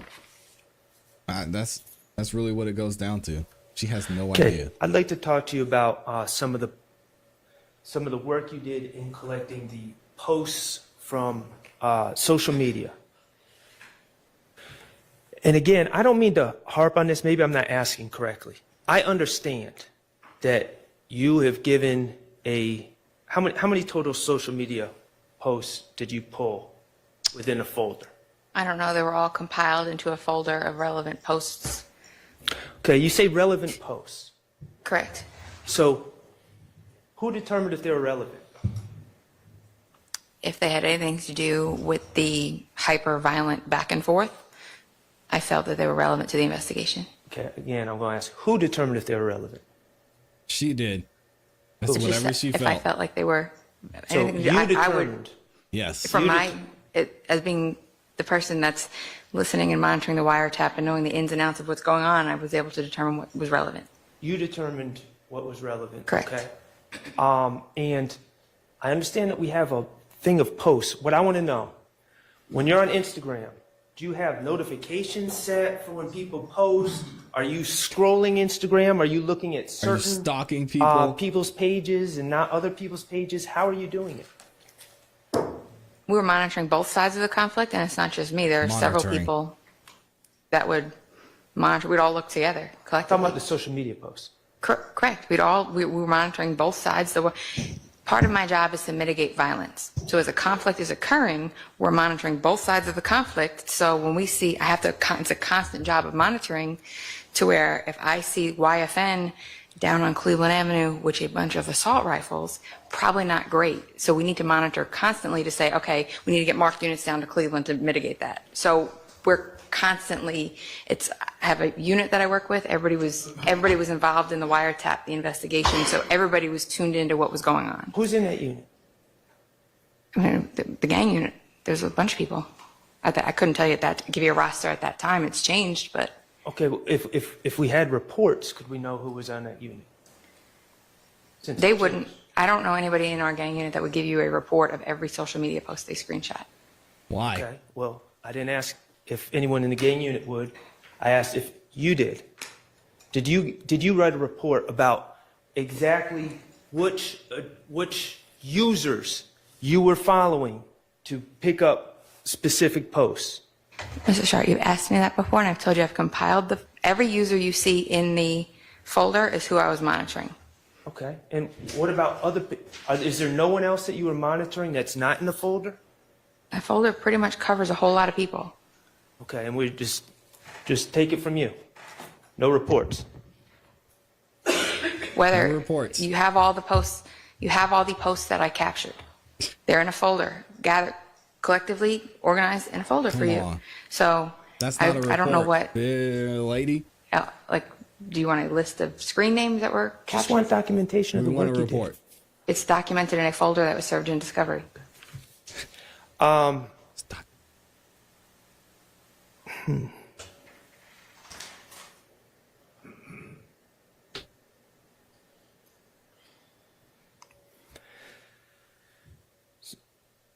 Some of those posts that you deemed relevant are actually lyrics to songs, correct? I'd have to see what you're referring to. Could you this night, or could you display 471 VV? 471. Appreciate you, Nay. Thank you.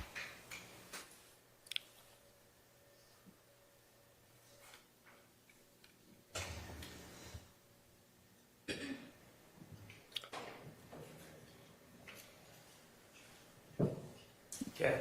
This is Mr. Nichols, Comarvius Nichols, right? Correct. Okay, and 471 VV is exactly how the state has put this into evidence. Correct.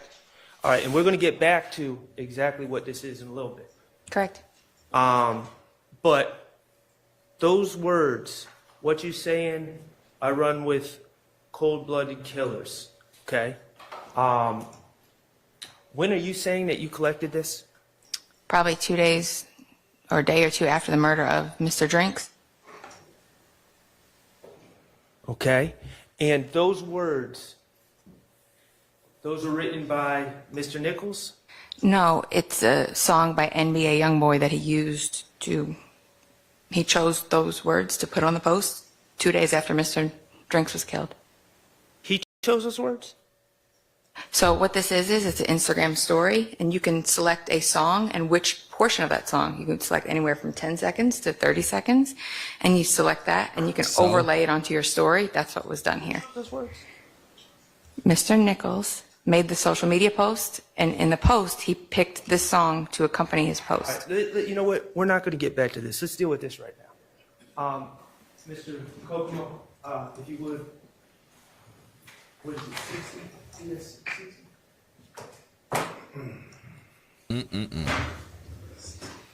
Okay, Your Honor, may Mr. Kokomo approach? Yes.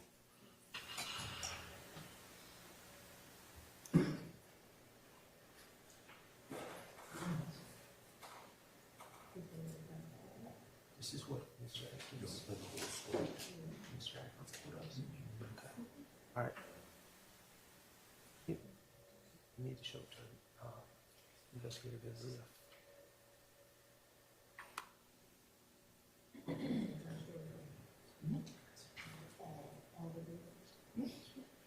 Thank you to everybody who voted in the poll too. Okay. You good? Start from the beginning. Go.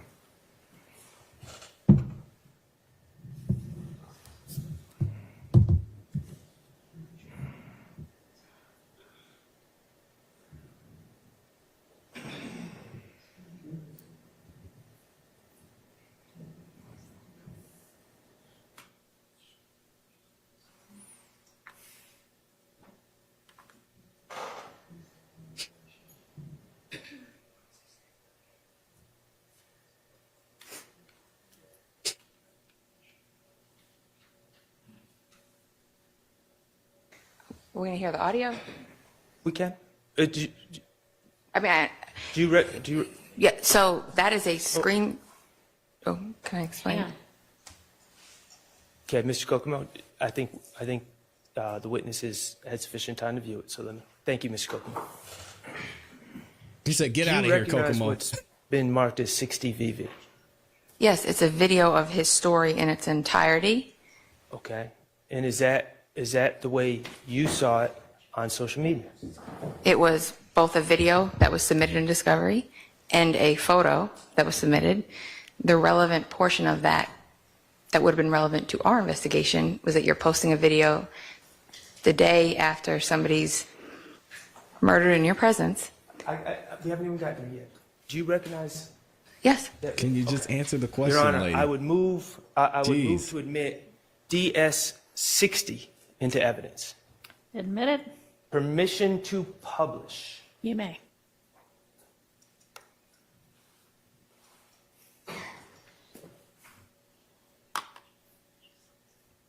Your Honor, may we approach before it's published? Yes. And I think if I remember right, I think that might have been it. Which is perfect timing because Judge Whitaker just brought the jury in. Let me know what y'all think about that.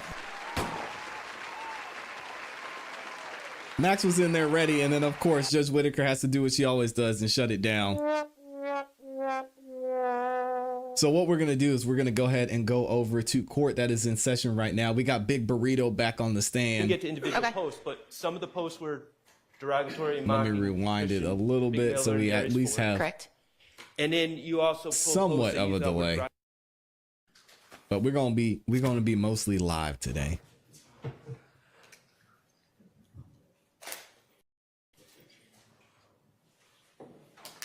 Got Yak in there dripping. Thank you. Everybody can be seated. Go ahead, Mr. Sharp. Thank you, Your Honor. May it please the court. Good morning. Good morning. Good morning. Investigator Viverito. Good morning. Wow, the sound is really low. Are both those mics being used? This one is. Oh, it's fixed. Yeah. Okay. All right. Thank you. So, Investigator Viverito, where we left off yesterday, we were talking about a post that was captured by you that showed Quamarvius Nichols with some writing on the picture, correct? Correct. Okay. We are going to get back to that later. Sure. Okay. So we're going to switch to another topic right now. But it is about the posts from March 2022 that you collected. Okay. Okay. The reality is, in March 2022, you observed and collected some posts that you felt were relevant Sure. and that you felt were derogatory or mocking both the Christian McMiller and Darius Ford situation. I'd have to see which posts were. Well, we're going to get to individual Okay. posts, but some of the posts were derogatory and mocking Christian McMiller and Darius Ford. Correct. And then you also pulled posts that you thought were derogatory or referencing or mocking Shamel Drinks' death. Correct. Correct? Okay. And let's Which isn't be illegal. clear. Or mean you're in a gang. As an investigator, you are not saying just because someone posts something derogatory or mocking or referencing the death of another individual, that means that they committed that crime. You are not saying that, are you? That is correct. Okay. Good. And I just want to talk to you about a couple of these posts. I'm going to bring them up to you, okay? These are all this is a bundle of the posts that you collected that are in evidence, correct? Sure. All right, may I approach? Yes. Instagram posting evidence. That's crazy. For instance, you observed some posts that were made following the Christian McMiller Darius Ford double homicide Correct. on March 10th going into March 11th. And these posts were in the days following. Correct. Okay. Ms. Knight, could you do me a favor and publish what's been admitted as 457 VV? Whereas Hilton says VV? It's a question.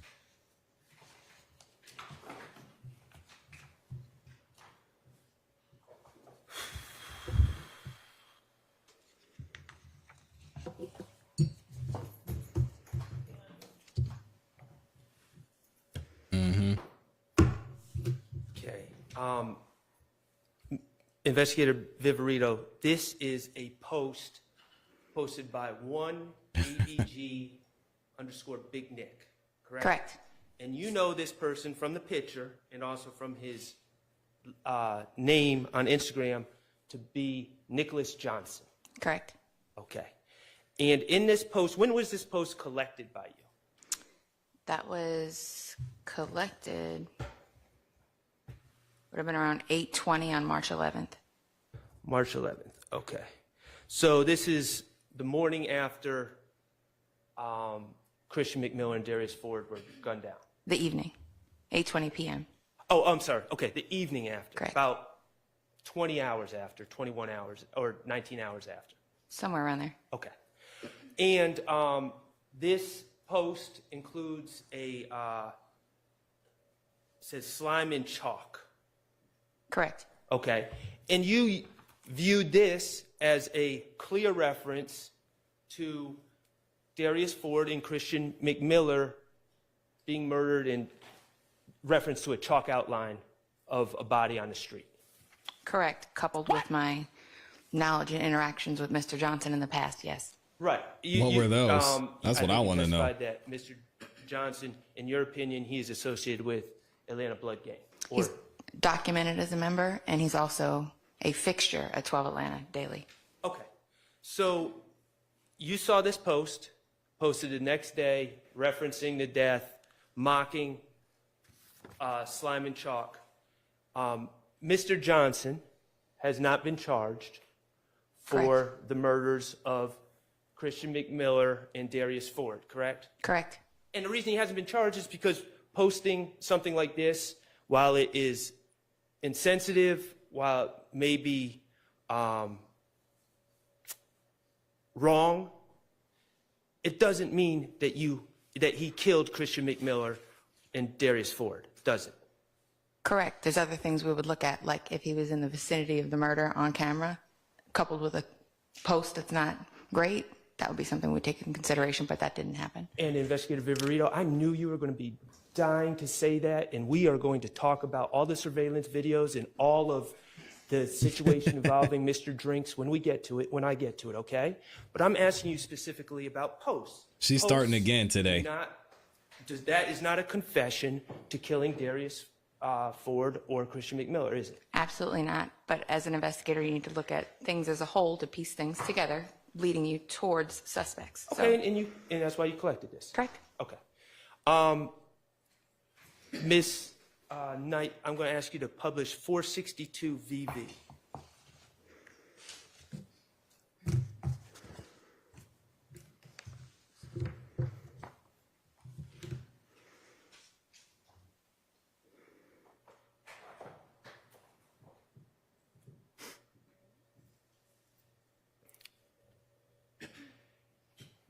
Green Man says she is not wiping material. God dang. Hey, yo. 462 VV is 2 posts that showed up on this page labeled Joey_Hurst24, correct? Correct. All right, and on the left is Christian McMiller, This is messed Correct. up. and on the right is Darius Ford. Correct. And they're fairly self-explanatory. They're mocking the death of This is wild. Mr. McMiller and Mr. Ford, correct? Correct. All right, and this was posted when? I'd have to see the file name. Okay, so you're not, and that's fine. Was it posted after the death of Christian McMiller and Darius Ford? Yes. Okay. It says, haha, Now- now you fatherless. Golly. I understand your belief is that this is a trolling page or a fake page. Is that correct? It's a page. Yes, it's a page that we had not seen surface really or be vocal until this point. Now, and certainly when you see a page like this, there are certain investigative things that you could do to try to determine who is behind this page, correct? Correct. You could subpoena Instagram, you could check IP addresses to see who set up the page, etc. You could. Okay. You or anyone else that you know of did no such thing to try to determine who Joey Hurst was? No. The government name. Okay. And the reason you didn't, and I'm not trying to beat you up, the reason you didn't go through those steps, if you thought this was a confession, and you thought this meant that Joey Hurst killed Mr. McMiller and Mr. Ford, you certainly would have gone through those steps to uncover who it is behind this post, if you thought that was the killer. If I thought that was, but the investigation led us to other suspects. Okay. The bottom line is you did not view these posts as signifying that whoever was behind this account was the Here we killer go. of Mr. McMiller and Mr. Ford. You didn't view it that way. Correct. The individuals that were making posts who we deemed as suspects, they were further investigated, whether it be cell phone extractions or social media. Okay. 456 VV. So she picked on the boys Please, because Ms. Knight. Thank you. she's a bitter ex or something.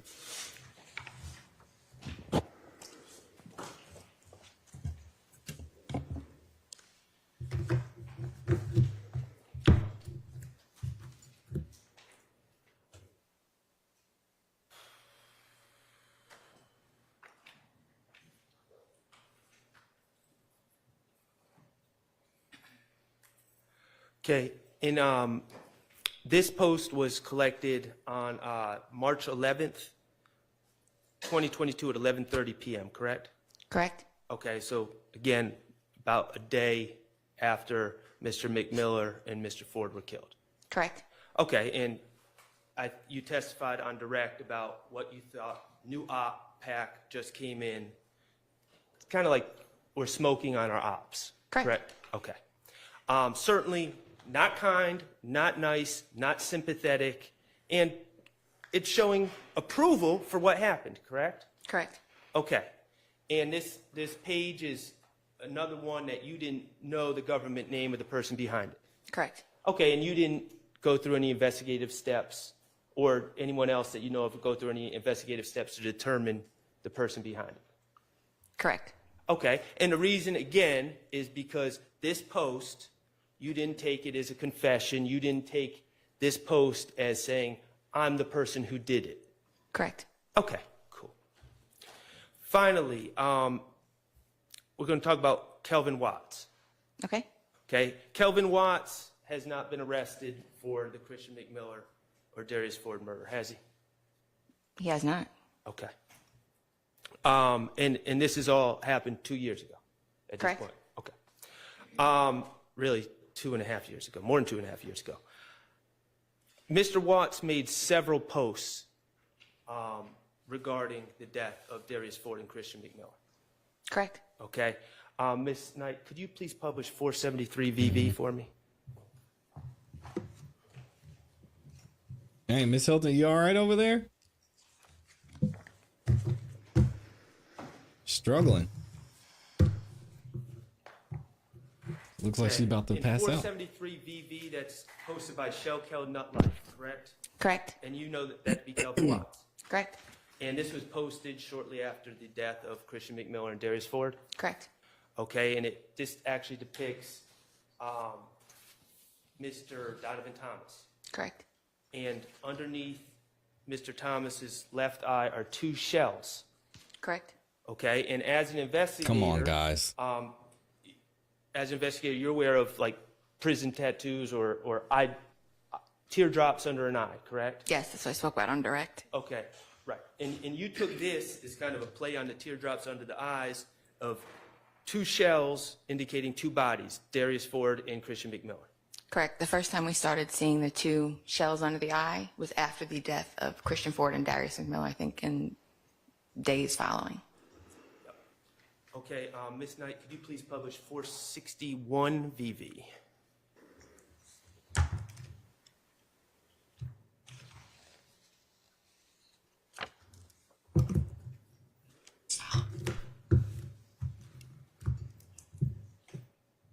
Okay, and here's another picture of Shell Kel or Kelvin Watts that posted shortly after the death of Christian McMiller and Darius Ford, correct? Correct. Okay, and these are, you got to look a little close, but I see the big shell off of his hair, but then there's 2 little shells under his left eye. Correct. Okay, and again, that's a post that you interpreted to be a reference to the death of Christian McMiller and Darius Ford. Correct. Okay. Ms. Knight, if you could publish 454 VV, please. Yeah, Max needs to move closer to the mic. It's killing me.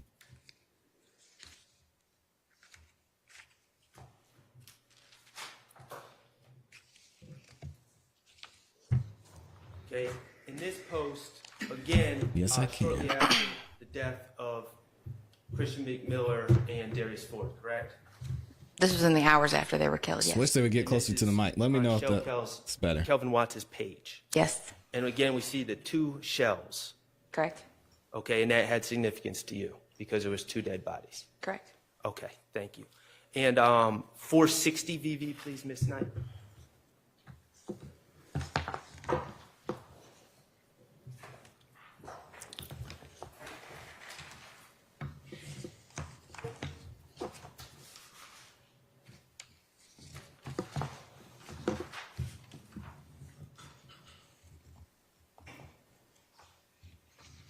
Okay, again, here, this was posted shortly after the death of Christian McMiller and Darius Ford. Correct. And we have 2 shells, right? Correct. And we have a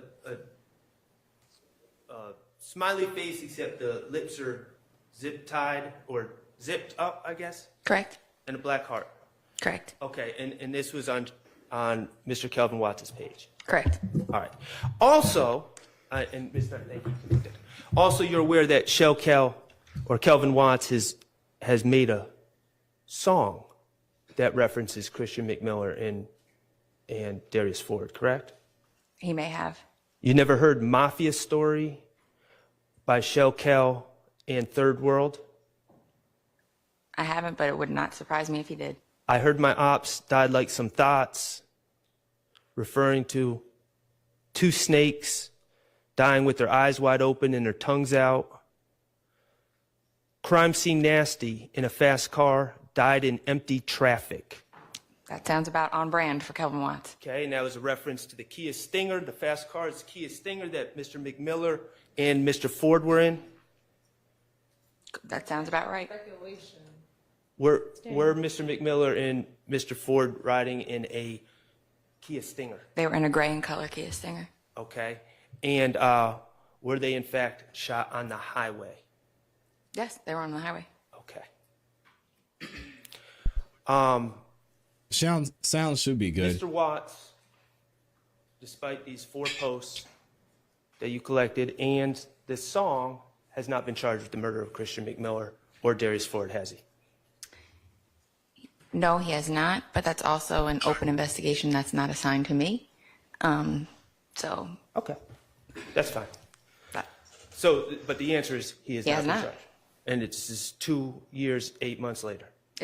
it's still an open active investigation. Right, and you've had you collected these postings that Mr. Watts made way back in March of 2022. Correct, but so investigations, just the social media posts aren't enough to arrive at probable cause. You'd need him maybe on video at the crime scene before that murder, things of that nature. So if the social media was enough for probable cause, a lot of people probably would have gone to jail for this, but we don't do that. Right, because there were a lot of people posting on social media. Correct. A lot of people posting horrible things on social media. But unfortunately, nobody was on camera at the scene or there, or there was no knife. Agenda today, and I know that you want to talk about the security cameras, and we will absolutely talk about the security cameras, I promise you. Commentary and, there's commentary. Calls? I do. Okay. Oh, Was whoa, Shannon let's skip this ahead. Hold on a second. Stillwell Come on, law and party crime. Don't to do any that. of those calls? He was not. Hold on a second, yo. We also heard a Let's skip this ahead. Give keep me a track second. of what calls which. I didn't have anything in front of me. Okay. Well, we heard call 2532 from April 3rd. Oh no, the law and crime stream Clean up- got cut for 1 second. Clean up some. Here we go. We're going to shift off of social media and we're going to get to the wiretaps. Okay, I want to clear up some issues, or not issues. I want to talk about the wiretaps and what we talked about Friday and yesterday. You had a wiretap. I understand you had one on Mr. Sumlin's phone. I'm not going to be talking about Mr. Sumlin's phone. I'm talking about Demekion Garlington. Okay? Okay. All right. Do you have the number for the total number of calls recorded or listened to during that wiretap? I don't know off the top of my head. Okay. Was it in the thousands? Is that fair Probably to in say? the thousands, yes. Okay. Do you know how many total calls Mr. Stillwell was a party to? I couldn't give you a number, but it would probably be not as many as others because he went into custody, I think, within 6 days of the wire going up. Fair enough. And just so we're clear, when you apply for a wiretap, you send something to the phone company who is not involved in that Correct. situation, and the phone company is told not to inform anyone Yeah, they're about the about wiretap, start. certainly not to inform the subscriber. Correct. So no one, to your knowledge, no one told Mr. Garlington that he's being recorded, Correct. okay, because that would defeat the purpose of the wiretap, Correct. right? And to your knowledge, no one told anyone else that there was a wiretap on Mr. Garlington's phone. Correct. Okay. Now, the state referred to the calls that were played for the jury yesterday as a sampling. What was played to the jury wasn't exactly a random sampling of the calls, was it? No, all of the calls were turned over, and it's my understanding that they had to be narrowed down. Right. The state, in preparation of your testimony, they gave you a CD or some sort of flash drive with a number of calls that they chose and asked you to review them, correct? Mm-hmm. So you could speak intelligently about that. Yes. Well, attempt So to. it wasn't random sampling, it was calls that the state chose to focus on. It's my understanding that the prosecution and defense decided on what could and would be played. So it wasn't just random, let me pick 20 calls out of a bag. It was calls that were relevant to the case. Right. Yeah, right. I'm just saying it just wasn't some random sample. Correct. It was focused. Correct. Okay. And so let's talk about some of the calls. We're going to talk about specific calls in a minute, but if you go back to what was played yesterday on that wiretap of Mr. Garlington's phone, there were calls, repeated calls about keeping Miles Farley, who's a small man, right? He is a small gentleman, physically small. Small, yes. Okay. Why they Talk did him about like keeping that? Miles Farley from being violated or attacked at the Rice Street Jail, right? We heard several calls about Miles Farley and keeping him safe. Correct. Okay. We heard call, and do you have the call logs in front of you or anything? I do not. Okay. When you were testifying yesterday, what were you using? He's vertically to keep challenged. track of what calls which? That's I messed didn't up, have anything in man. front of me. Okay. Stay up, short kings. Well, we heard Dang. call 2532 from April 3rd, 2534 from April 3rd, 2628 from April 4th, 3501 from April 13th, and 3697 from April 14th, all about Miles Farley and being in jail. Do you remember those 5 calls? I do. Okay. Was Shannon Stillwell a party to any of those calls? He was not. Okay. We also heard a call 3683 from April 14th about, and you could probably tell me who the people were. It was Demekion Garlington and someone about flying a drone into the jail, it seemed. Correct. Okay. Was Shannon Stillwell a party to that call? He was not. Okay. Then we also heard about Demekion Garlington going on and on about running into someone named Blizzy at some hotel in Cobb County. Correct. Okay. To your understanding, was Shannon Stillwell present for any of those events in Cobb County? No, I believe he was in custody. He at was the in time. custody. So he wasn't involved with any of those things that Demekion was talking about, running into Blizzy in Cobb County. Correct. All right. And then we also heard a call between, I believe, Demekion Garlington and Antonio Sumlin, and it sounded, and this was call 3171 and 3172 from April 9th, about seeing someone wearing some jewelry, and they were asking if you have a slider car with paper tags. It sounded like they were trying to come up with a way to commit a crime, a robbery, right? Correct. Okay. Was Shannon a party to that call? No. Okay. And Shannon was in jail at that time, correct? Correct. Okay, so he was not involved in that situation at all either, correct? All right, cool. All right. So he basically didn't do anything. I'm going to talk to you about specific calls that have already been played. March 14th, 2022 at 9:59 p.m. It's call 335. Okay?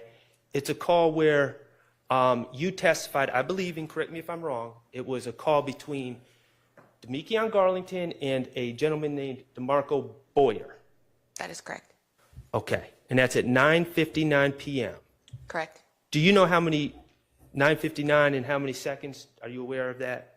I would have to look at the log for the seconds. Okay. And in that call,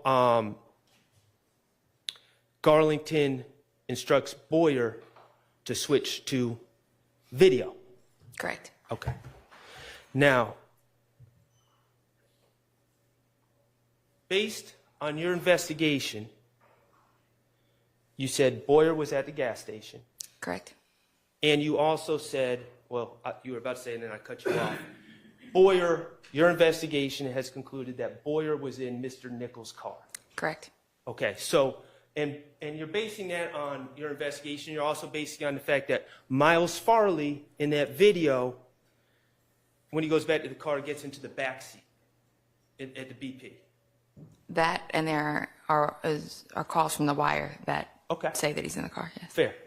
So this call at 9:59 between Garlington and Boyer, your investigation is Garlington, this is your investigation, is Garlington is in Mr. Stillwell's rented white Audi, Correct. and Mr. Boyer, who is not charged in Correct. this case, is a passenger in Mr. Nichols' Ford Fusion. Correct. Okay. White Ford Fusion. Correct.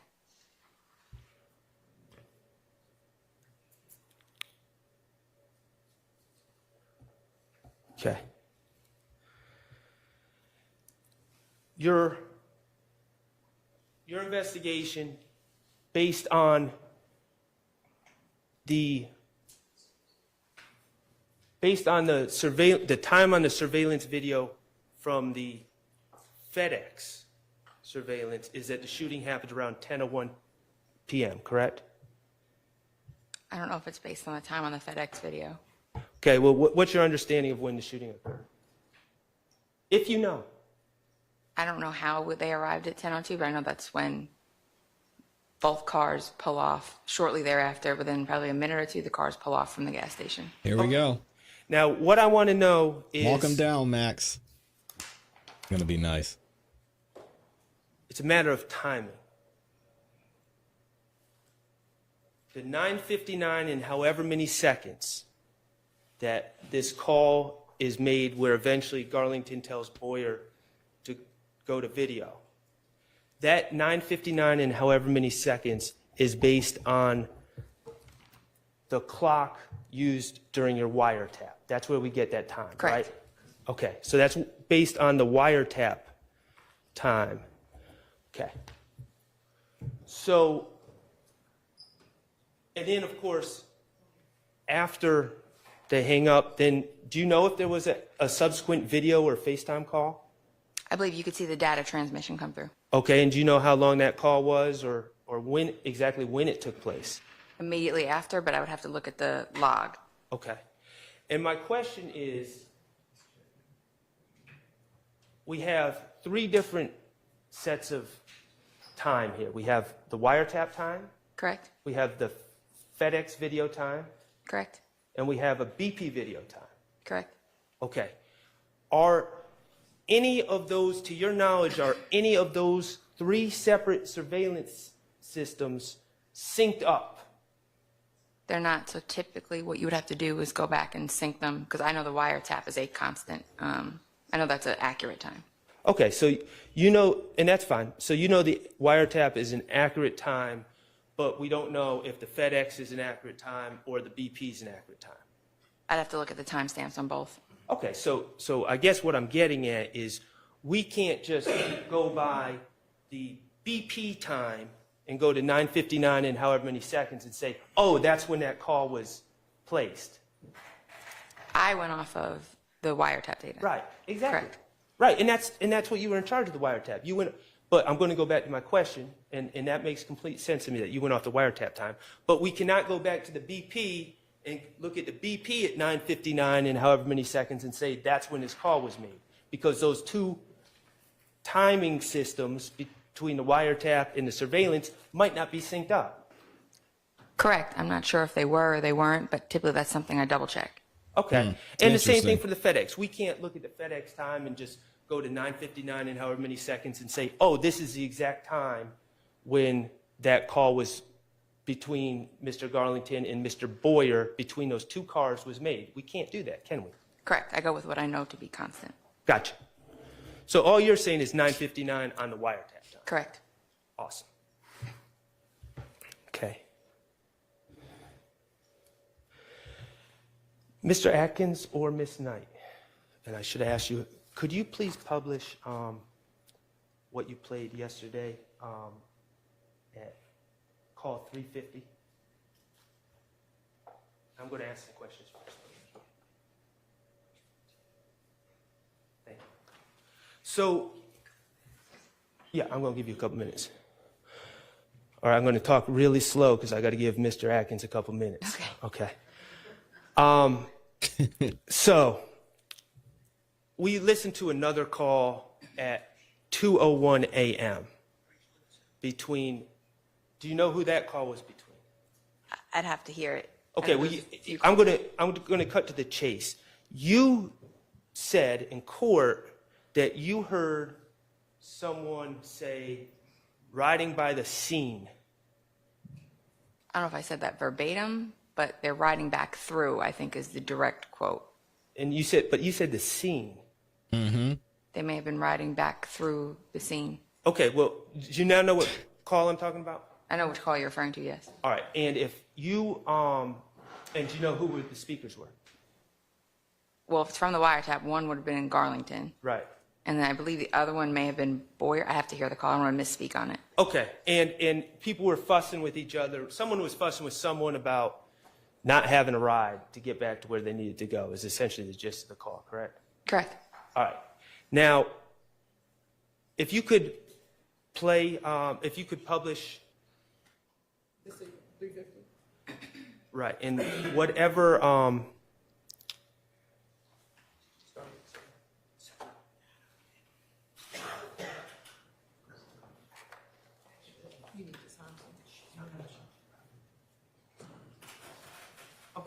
Yes, if you could just publish, and I'm going to stop after about 40 seconds. Bro, who that was? Nah, the nigga Ray got in that dance shit. Okay, could you pause it? Oh, for real? All Nah, Miss, Ray. Investigative Viverito, where, do you know who the speakers are? I believe it's Boyer, but I need to hear a little bit more. That was kind of muffled. That's fair. All right, Miss Hilton, if you could. Yep. Yeah, RP, the YP Ray. Yeah, I don't even know him. That who got his change? That who changed little J5 to Jason? Oh, for real? Yeah, the YP Ray nigga. Oh, I ain't even know that. Yeah, that little PLK nigga. Oh yeah, I had a J5 with me last night. That's probably what it was. I put him on. Okay. Yeah, that who changed it. Oh damn! What I say? Yeah. Buddy came and followed me. I followed his ass back. Hey, talking about what the fuck wrong with him? What you talking about? I'm trying to get the other care data address right quick and care address. He testing the young crew. Somebody he finna send a bit. For real? Somebody he gonna send a bit somewhere late where the spot at. Okay. Yeah. He told LJ you got liquor last 20 seconds. And my notes might be wrong, but I don't think they are.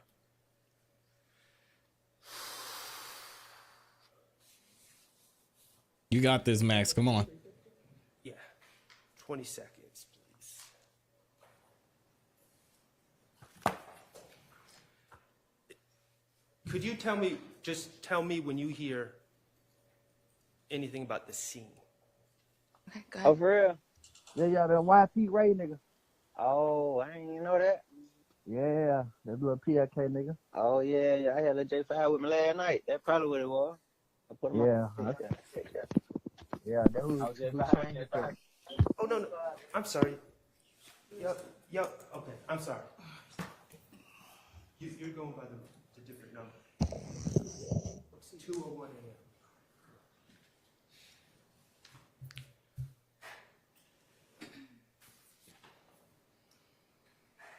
It's patient 57.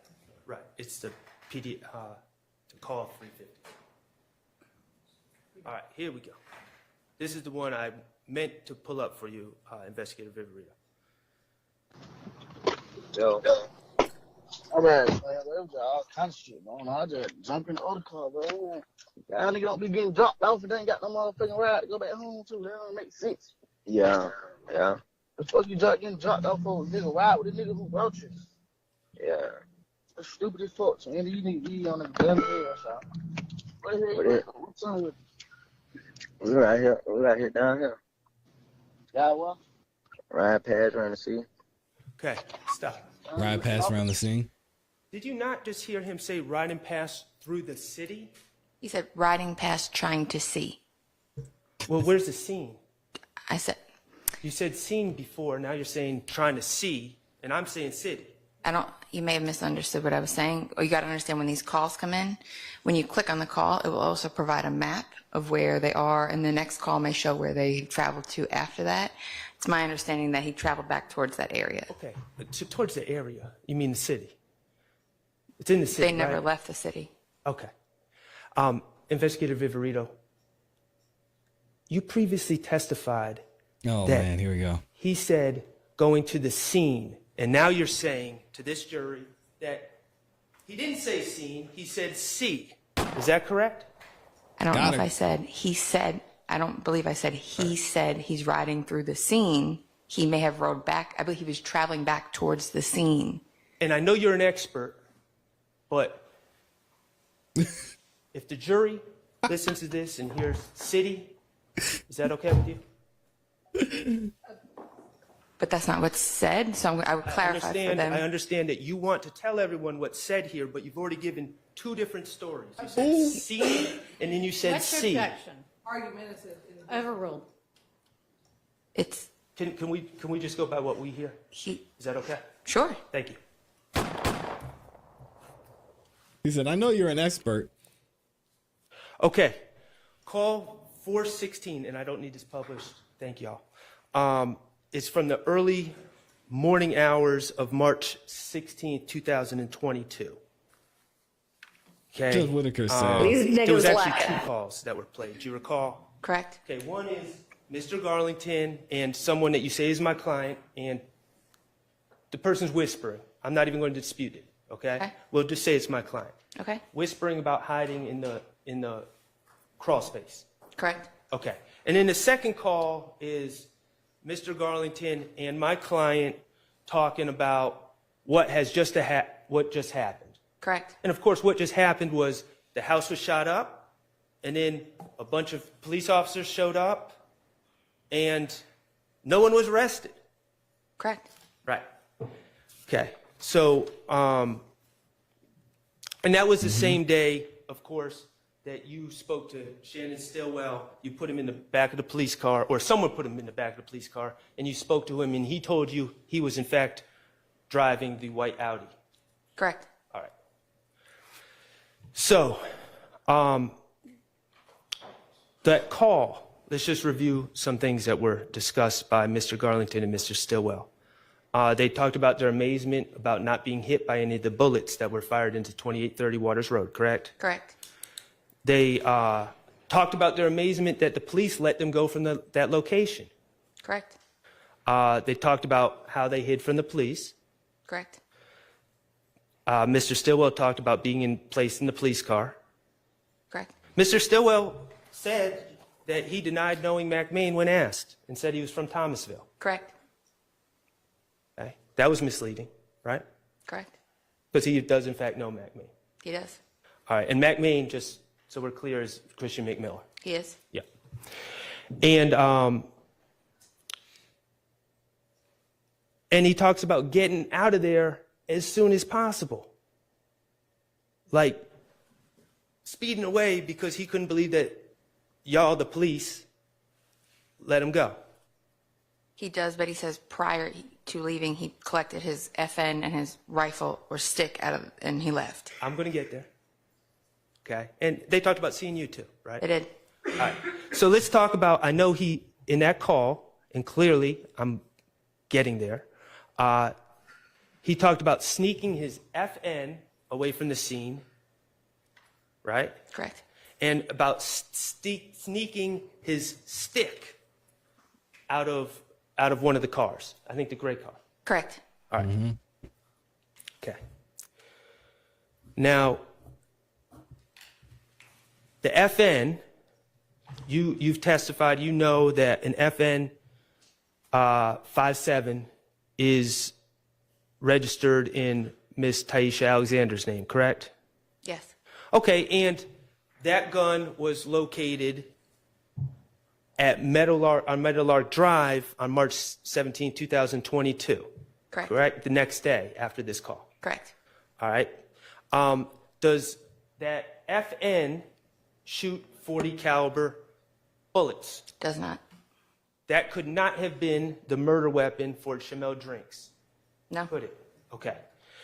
He talks about taking a stick from the car, from a car on the scene, right? Correct. And you know the stick to be an AK-47 type assault rifle, correct? Could be an AK-47, it could be an AR-15, it could be, it's a rifle. Typically shoot 7.62 caliber bullets. Correct. Okay, not 40 caliber. Nope. Okay, so you would know that that stick that he talks about taking from the scene once you guys let him go is, in fact, not the weapon used to shoot Mr. Drinks. Correct. All right.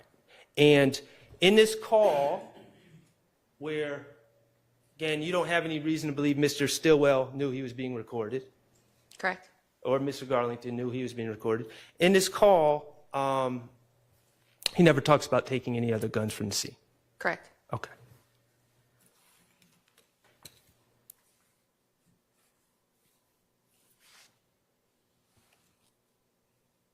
Okay.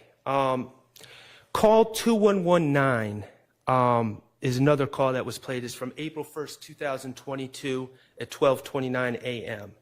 It was a call between Demekion Garlington, who's on the wiretap, and Shannon Stillwell, who's in jail at this point, correct? Correct. Okay. And Demekion is on his normal phone, and you testified that Shannon Stillwell, when you're in the jail, you said there's wall phones, right? Correct. Okay, and that's, the jury has heard those recordings where they talk about Securus, and this phone will be recorded, and they are in fact recorded. Correct. Okay. Mr. Stillwell was not on a recorded line. Max is good. Yeah, he's on excellent. a cell phone from the jail. Correct. Okay, so he, in common sense, he doesn't know that Demekion Garlington is being wiretapped. Correct. Okay, and he has no reason to believe that the cell phone he's using from the jail is being recorded. Correct. It's fair to say that they believe that they're having a private communication that is not being recorded. Correct. All right. Mr. Atkins, could you do me a favor? This call, 2119, and I'm talking about at 12:29 a.m., could you play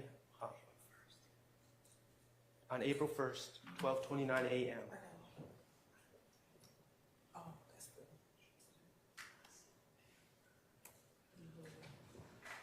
I'm just adding.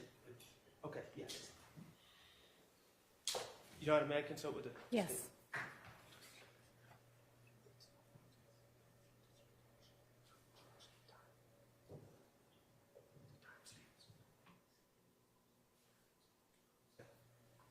$240 to $315 is what I want to play.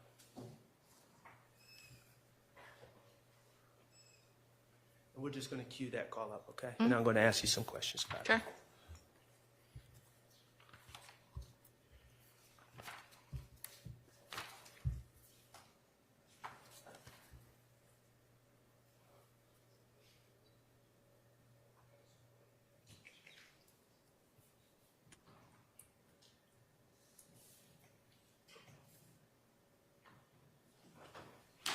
Yeah, she's out here playing checkers. Max is moving the chess pieces masterfully.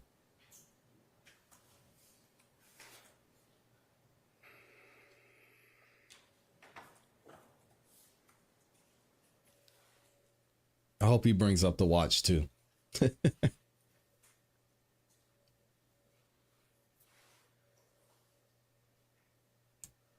And she's already been impeached. Some expert. You said city, and now you said scene before, and now you're saying city? What? These niggas lacking. Thank you, Mr. Atkins. Get her out of here, Judge Whitaker. Cue it up to 2 minutes and 40 seconds. 240.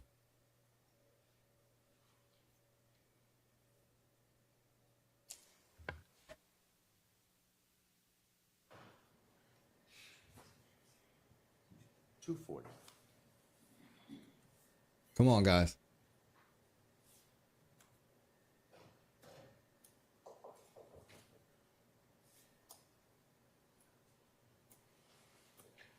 Just Jay says, so we can't find Rico or Richard. Yeah, Richard has been gone. I'm telling folks, bro. I'm like, And Rico I'm took like, a shit, what plea the hell with they locked Thug. up for? Like, they just saying about the camera. I'm like, bro, they good. I'm just like, they gonna assume some shit Richard like that Millie's in anyway. Mexico right now. They gonna assume that, like, oh, like, y'all ain't did nothing, feel me? So, That's what I keep telling goddamn Lil. I keep telling him like, just chill. Like I know, yeah, cause they this saying he ain't panicked. nothing. Yeah, I'm like, this ain't nothing, bro. Like they just doing that cut.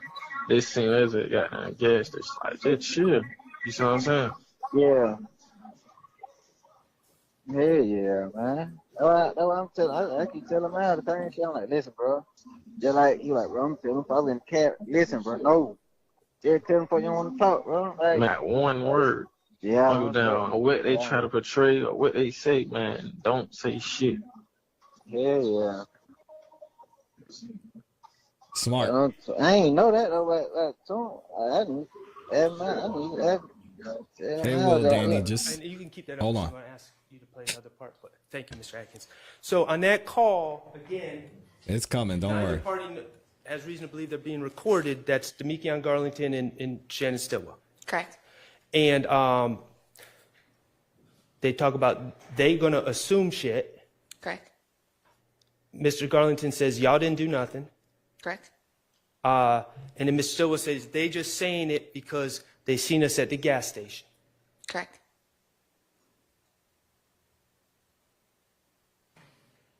Okay. Mr. Atkins, if you could please play 11:20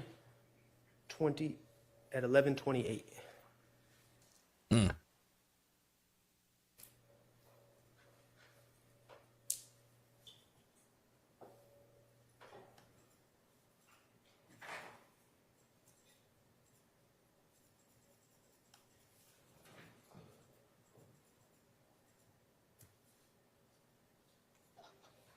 Yeah, man. What the hell twin man you still in yo.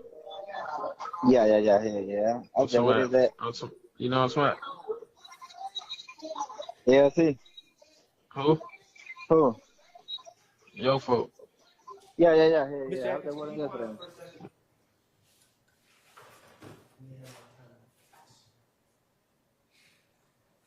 I hate these phone calls so much.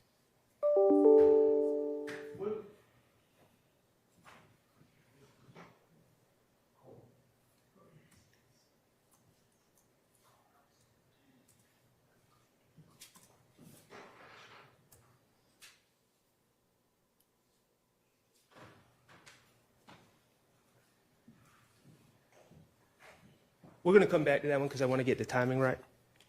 Okay. What's that? Okay. Okay. And that is, Mr. Copeland, you go first. Okay. And we're going to come back to that call. But let's talk about Mr. Stillwell's phone that was collected. Sure. Okay. Do you know you're able to view, so you collect the phones, Detective Leon Packer, he dumps the phones, and then you're able to view the phones, what the contents of the phones through a program called, what's it called, XRZ, is that correct? XRY. XRY, okay. So close. And you get just a whole bunch of information that's in whoever's phone. Pictures. The contents of the phone are organized by category. Right, and we're talking about pictures, text, emails, instant message, call logs, location, data, internet searches. Correct. Notes. Correct. Okay. And if you don't know, that's fine, but do you know how many texts or calls total were in this phone? I don't know off the top of my head, but it would be listed on the extraction, on the front page of the extraction. When you open it up digitally, it'll give you what you're going to see initially is it's everything by category. So it'll say 20,000 texts, 100 calls, things of that nature. Okay. Ms. Knight, if you would please display 227 VVA2. Oh, Ms. Knight. BV? VV8.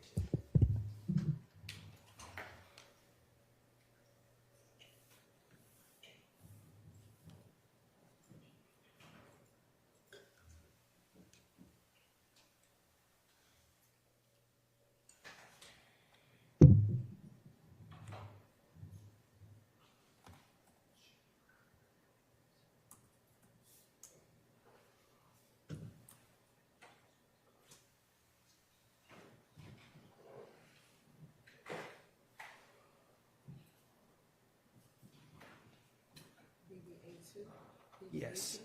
VVA2. 227 VVA2. Thank you. H or A. A?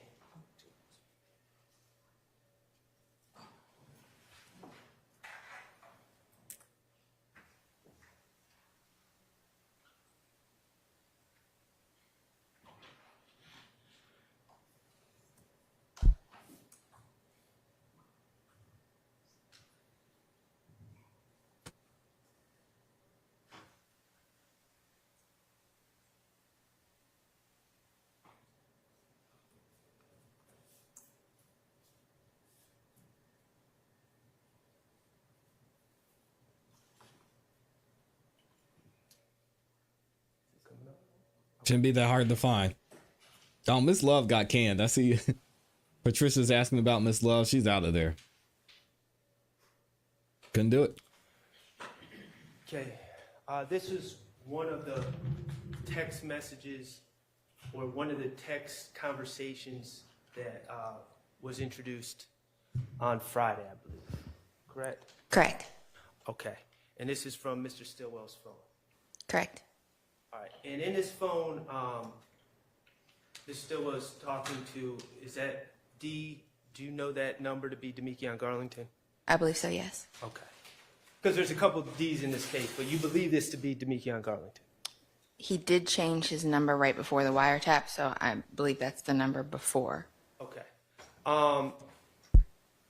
And if you could zoom out a little bit, Ms. Hill. Yeah, they had to get her out of there. Oh, Mr. Atkins, so we can see the whole conversation.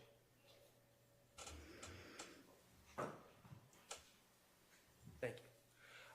Thank you, Mr. Atkins. So, in this conversation, to add context, Mr. Stillwell is indicating that one of his two phones is at Big House. Correct. Okay. Do you take that to be Darius Ford's house? And again, let's be clear, this conversation occurred December 24th, 2021. Okay. Okay, so we're talking about 3.5 months before any of this involving Christian McMiller's death or Darius Ford's death or Shamel Drink's death occurs. Correct. 3 Okay. months. Do you take that to be Big's phone? Is there another Big? Do you not know? There is another big. Okay. So, but in any event, Mr. Stillwell is saying he left his phone at someone else's house. Correct. Okay. And then D says, finna take it in where you at, indicating that he's taking Mr. Stillwell's phone, right? I don't take that as taking the phone, like finna take it in, like I'm finna go to sleep or go home. Fair enough. Like take it in for the night. Fair enough. Could you go down, Mr. Atkins? What?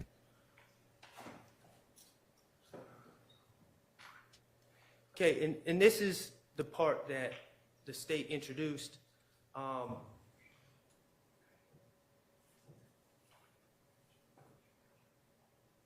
Okay.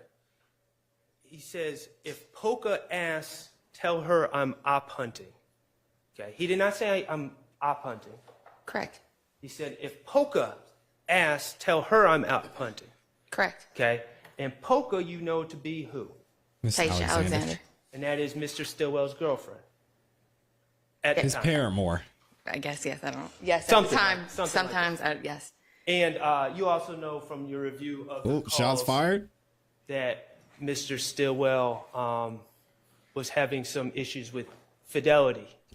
Yes. Okay. So Shannon's he's just like, saying, stop saying that, Polka man. asks, tell her I'm op hunting. Correct.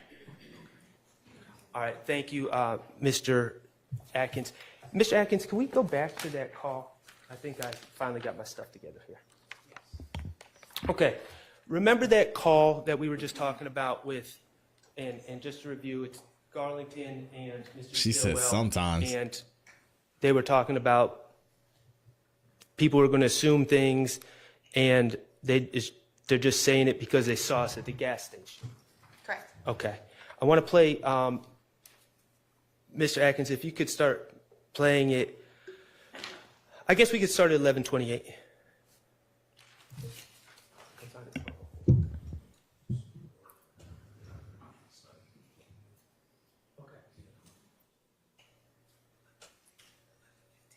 Yeah, 11:45. Yeah, that's fine.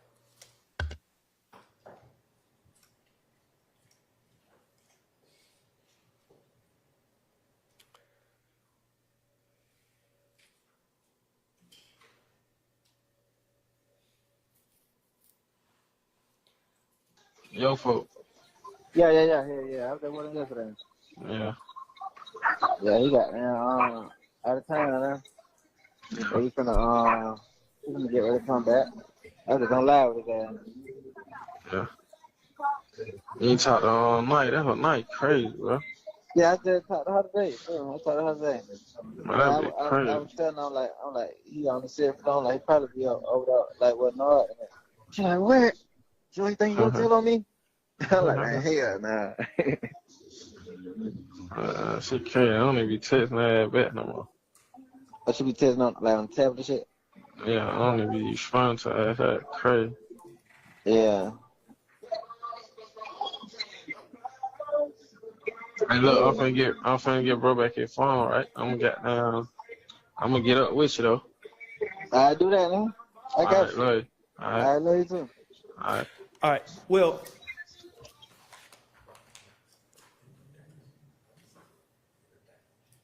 okay. Let me just ask you this, and we're going to get it together, and we're going to get it played. Do you remember on that call, that same call, that unrecorded call? I mean, that these two gentlemen thought that they were talking to themselves without being recorded. Do you remember Mr. Stillwell saying, when they test for gunpowder, it's going to come back clean? I do. Okay, and that's on this call. Correct. All right. And he does not say the car has been cleaned. Correct. He's saying, don't worry about it, because when they test for gunpowder, it's going to come back clean. Correct. Okay. And that was on the private call between Mr. Stillwell and Mr. Garlington that they had no reason to believe was being recorded. Correct. All right.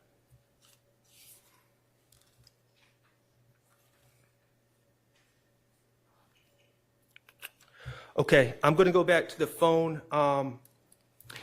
You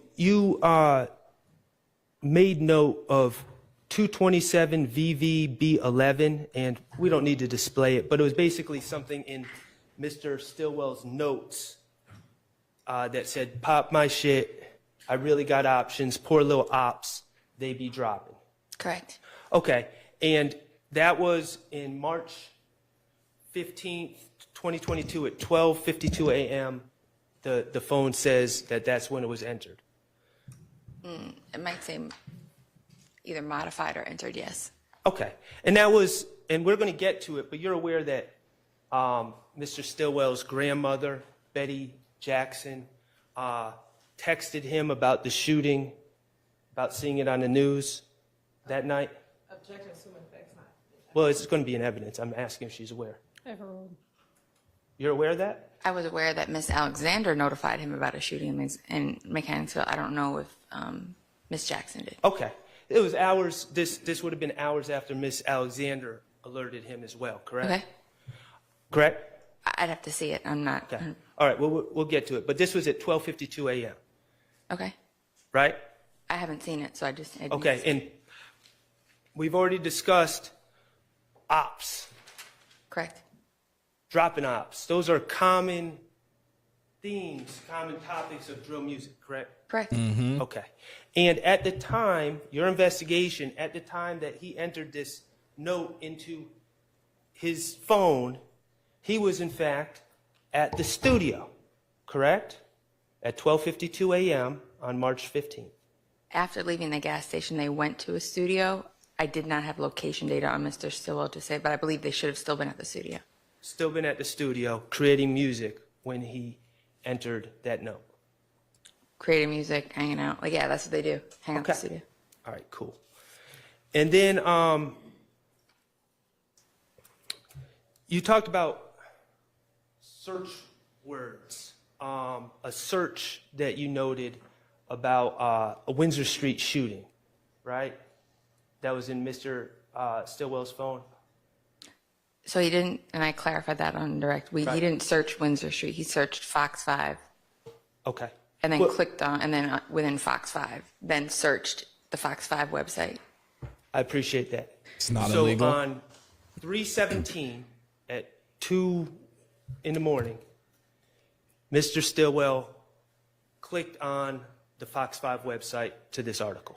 Correct. Okay. Didn't search, your testimony is he didn't search words like Windsor Street or anything, but he clicked on the article and that's what shows up in the phone. I'd have to see the screen. I believe he searched. We already talked about Fox this. 5.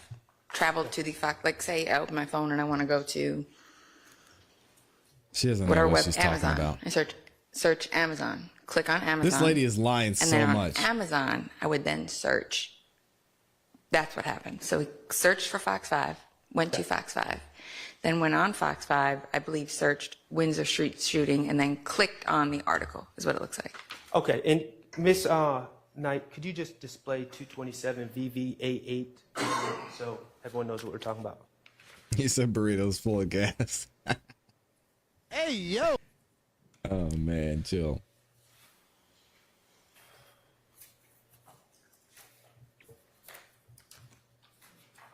That's crazy.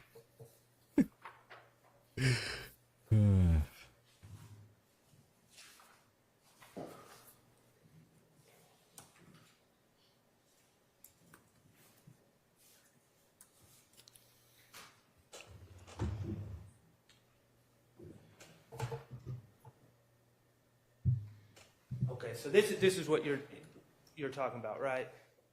The search. Correct. Okay, and that's and this is 3:17 at 2:31 and 56 seconds in the morning, correct? Correct. No, that's fine.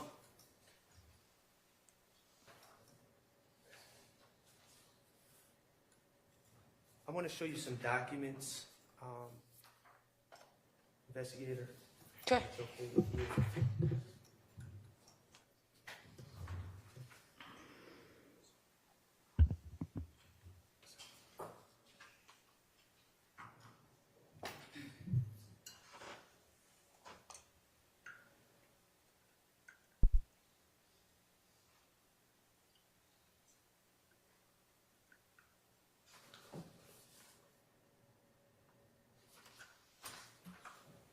May I approach, Your Honor?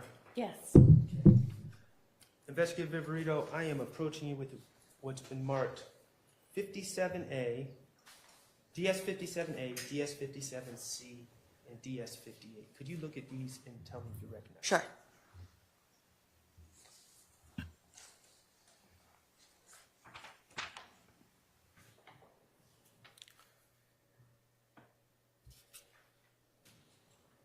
Okay, these are excerpts from Mr. Jackson's phone. Right, and those are, and are those excerpts from, are those conversations from the data that was downloaded from Mr. Jackson's phone? Sure, the first one is the one that I spoke about that I had seen of Miss Alexander informing him about the shooting. It's not admitted yet. Oh, sorry, yeah. Are those accurate representations of the data that was in Mr. Stillwell's phone? Yes. Okay. Your Honor, at this point, I would move to admit DS57A, DS57C, and DS58 into evidence. A, C, and E. Say that again, please, if you don't mind. And there is no DS57B. It's DS57A, DS57C, and DS58. Oh, okay. Don't know where the E came from. Okay. Those are admitted. Mr. Kokomo, could you please, permission to publish, Your Honor. You may. Mr. Kokomo, could you please publish 57A first?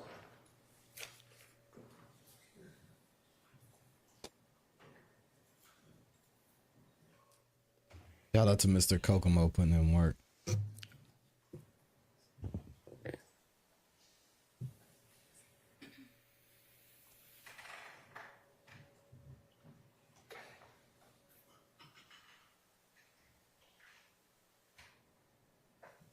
So in this, in DS57A, investigator, this is a conversation between Taisha Alexander, also known as Polka, correct? Correct.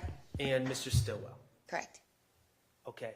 At 3:14:22, at 11:01 p.m., Miss Alexander reaches out to, or texts Mr. Stillwell and says, "You okay? Somebody just got killed in the Ville. Ugh." Or ugh. Atlanta, too much right now. He said ugh or ugh. All right. And Thank then you for clarifying, Max. they respond to each other with kisses. Mr. Stillwell asks who got killed, correct? Correct.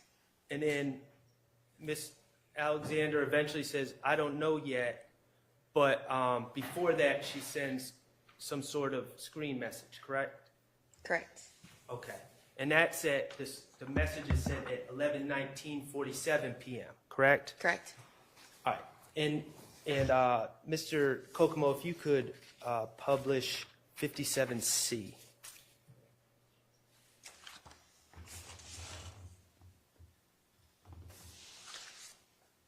And this is the screenshot that, or the picture that Miss Alexander sent to Mr. Stillwell at 11:19 p.m., correct? Correct.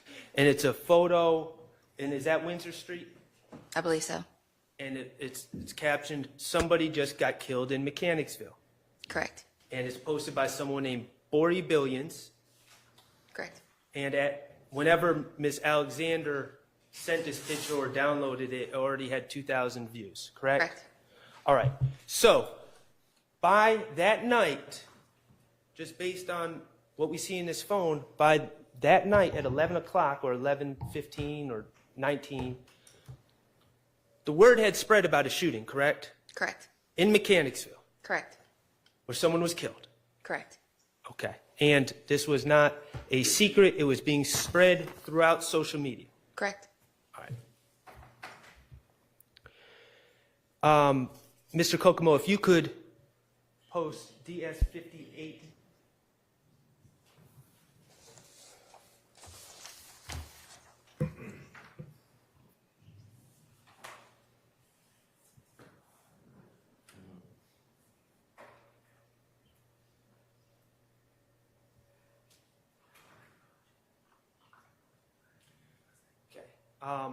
This is a conversation, and I'm sorry, it's marked 58A, so, Your Honor, if we could just amend that to make 58A. Sure. There we go. Thank you. So, looking at DS58A, this is a conversation between Mr. Stillwell and Boss Lady, correct? Correct. And you know Boss Lady to be Betty Jackson, correct? Correct. His Yeah, that was grandma. Correct. Rest in his peace. grandmother who raised him. Correct. At She gone. 11, Mr. Kokomo, thank you. At 11:19 p.m., Shannon texts his grandmother, "I love you." Correct. Aw. Boss Lady, or Betty Jackson, responds, "Mama love you so much, heart, heart, kiss, kiss, kiss, 'cause you're my sweet thing." Correct. And Mr. Stillwell says, "Yeah." I don't know if I'm pronouncing that right, but yeah, right? Sure. And then Miss She Jackson said, gives I a don't know if I'm thumbs up, pronouncing it right. right? And then at 11:26:57, Miss Jackson says to Mr. Stillwell, or texts Mr. Stillwell, "Hope you are not near Windsor Street shooting on the news." Right? Right. And then she says, "Answer me, please." Correct. And eventually at 11:41, 15 minutes later, Mr. Stillwell responds, "I'm at the studio, Ma." Correct. Okay. So, at 11:26, according to this conversation, not only did Wow, Ms. no pushback. Alexander alert Mr. Stillwell about the shooting on Windsor Street, but Ms. Jackson says there's a shooting on Windsor Street, right? Correct. And it's on the news. Correct. Was this information about the shooting on the news at that point? I know that the article that Miss Alexander had, that's a female, I don't know her real name, in Atlanta, that wasn't like an ATL scoop or a news thing. And then I don't know how Miss Jackson saw it, so I'm not sure if you got word of mouth from Miss Alexander, worried about it. I don't know. Maybe she saw it on the news. Maybe I don't know when the news coverage began. Okay. The bottom line is, by 11:26 that night, two different people had informed Mr. Stillwell about a shooting, a death, Windsor Street. Correct. And the word had spread throughout. It wasn't just Mr. Stillwell that was being informed. The word had spread throughout the Atlanta community that quickly. Correct. All right. And basically, the phone indicates on March 17th, 2 days later, Mr. Stillwell clicked on a news article about that shooting. We sought out the news article and then clicked on it. Okay. Yeah. He sought out and clicked on it. Correct. Thank you All for right. giving that extra information. Lord. All right. Right when you started testifying, you remember when you were going through a timeline, and I think it was from 2019 to 2020, different events that had occurred? I do. Okay. And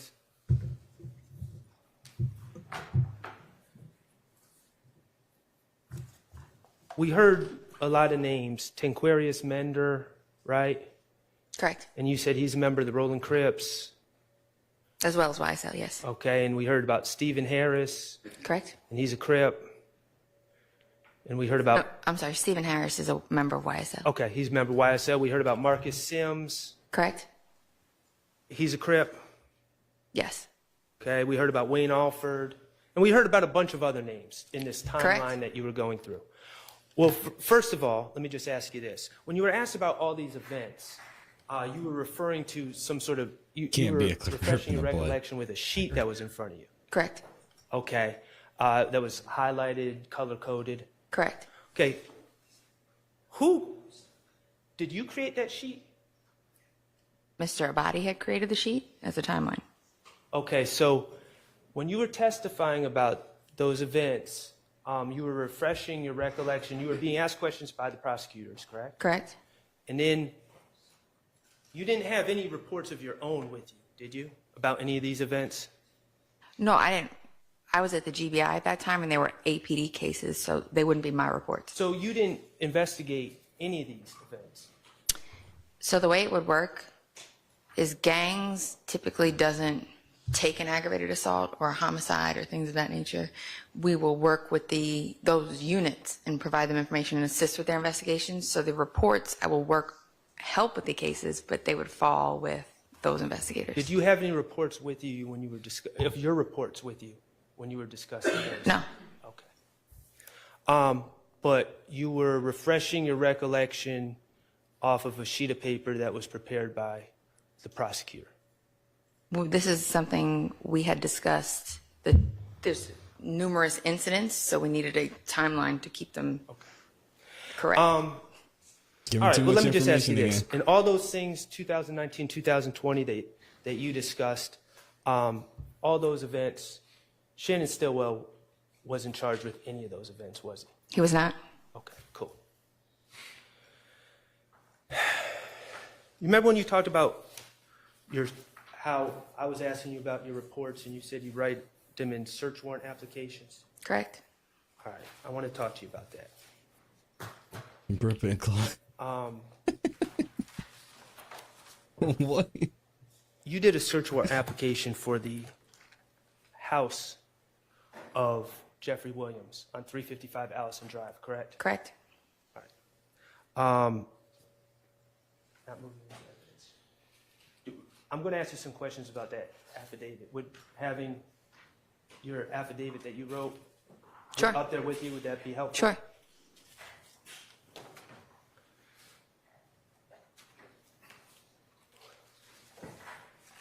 Sure. Not Brip. That's crazy.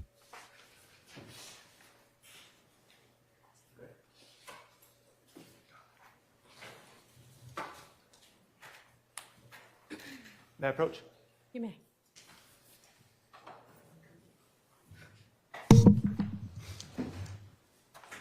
Okay.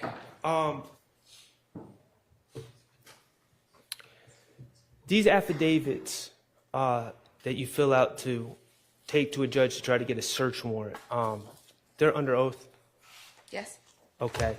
A judge relies on them, relies on the accuracy of them, correct? Correct. Relies on them to be complete? Correct. The intent of an affidavit is not to mislead a judge, is it?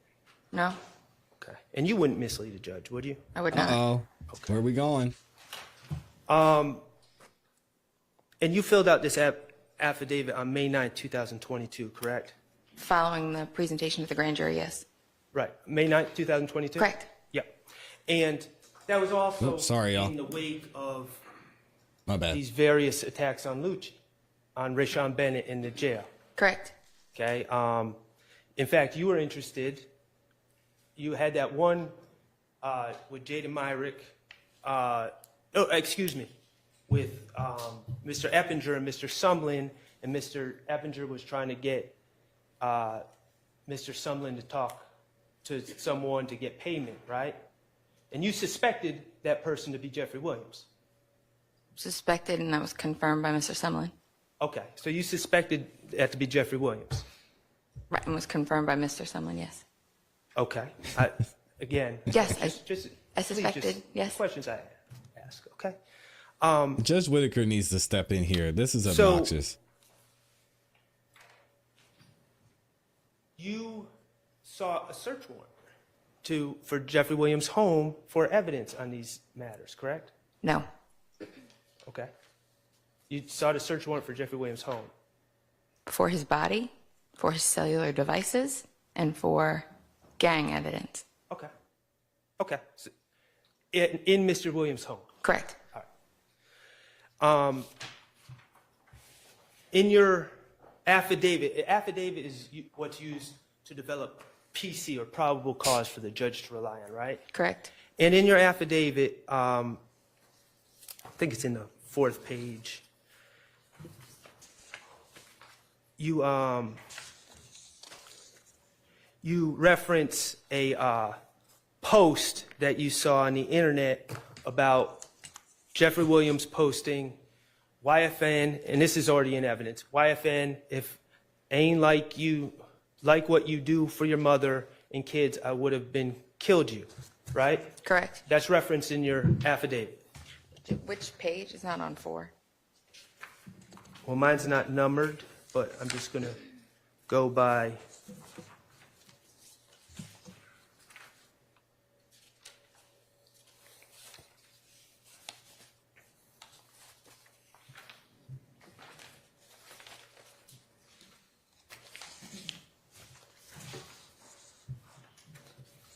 Not to mention she was looking at Twitter the other day and watching the coverage of the trial. Right. It's on the 5th page. I'm sorry. Probably if we count, looking at Thugger Daily. Again, they're not numbered, but I'm just going by the 5th page that I have. So, And it would be the first, Apparently Shadow Fox. I don't know. it would have been the 2nd full paragraph. So there's one sentence and then 2 paragraphs down.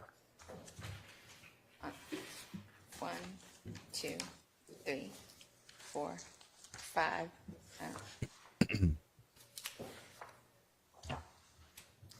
You can look at my, may I approach? Yes. Right. Okay, that's different than what I have. You reference seeing on XXL this magazine, you reference seeing this post that Mr. Williams supposedly made, correct? Correct. Okay, and that made your affidavit because you thought that was important to show Mr. Williams and his veiled threats to Mr. Bennett, correct? Correct. Okay, cool.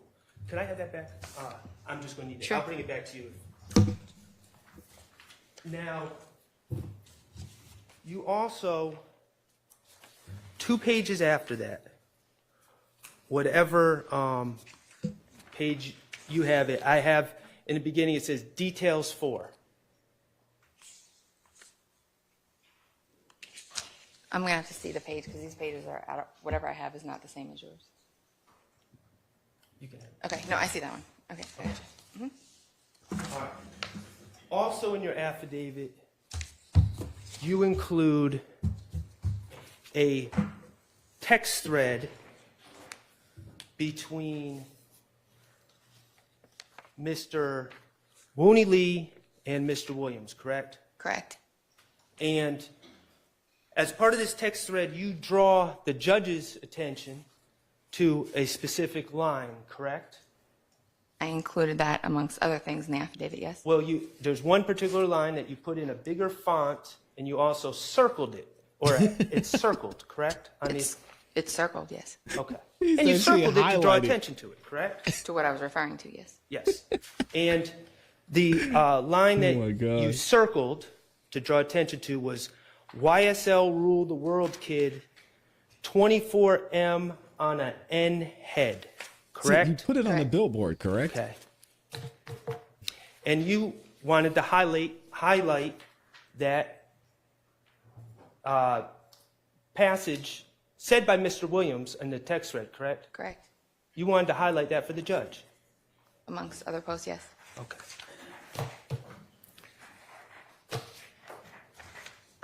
What was he referring to? Why did you feel it important to highlight 24M on an N's head to the judge? Well, he's referring to YSL ruling the world Yeah. as an organization, and it could be a play on words or a play on things that have happened, saying 24M on a racial expletive head. Okay, 24M on a racial expletive head.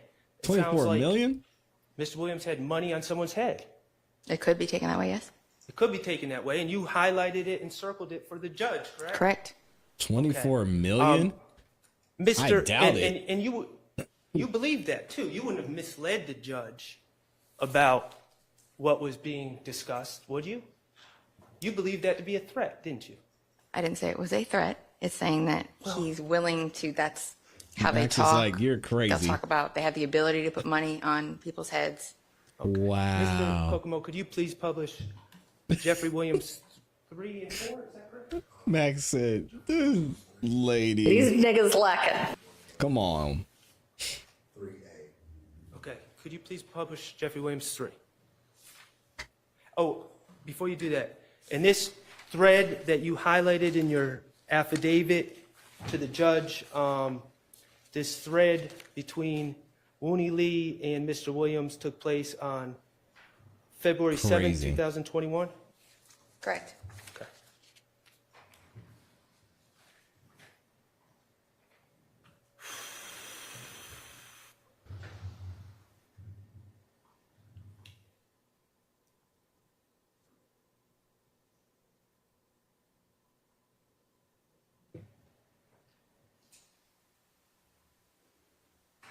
Come on, Mr. Kokomo. You got it.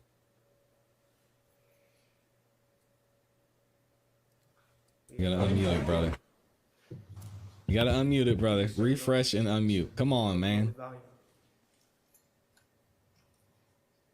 Refresh, unmute, play. Come on, Mr. Kokomo. I know you're watching the live stream. All right. Refresh it.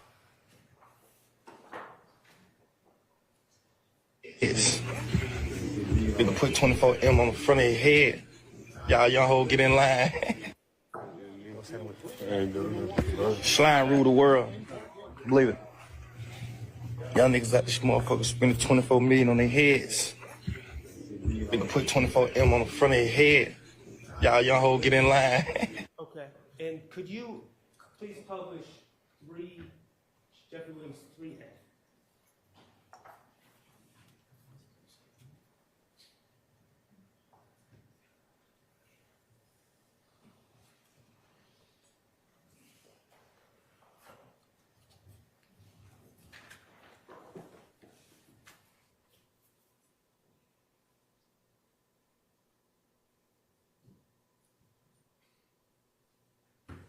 You see,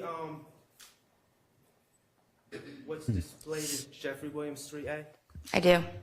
Okay, and it's a reaction, Jeffrey Williams reacting after Lil Uzi Vert put a $24 million diamond into his head. Correct. Okay. God, Did you this know lady's cooked. She's an idiot. about Oh, sorry. That's not nice. Lil I Uzi shouldn't Vert say and that. the $24 million diamond and She's not an idiot. and that reference when you filled out this affidavit?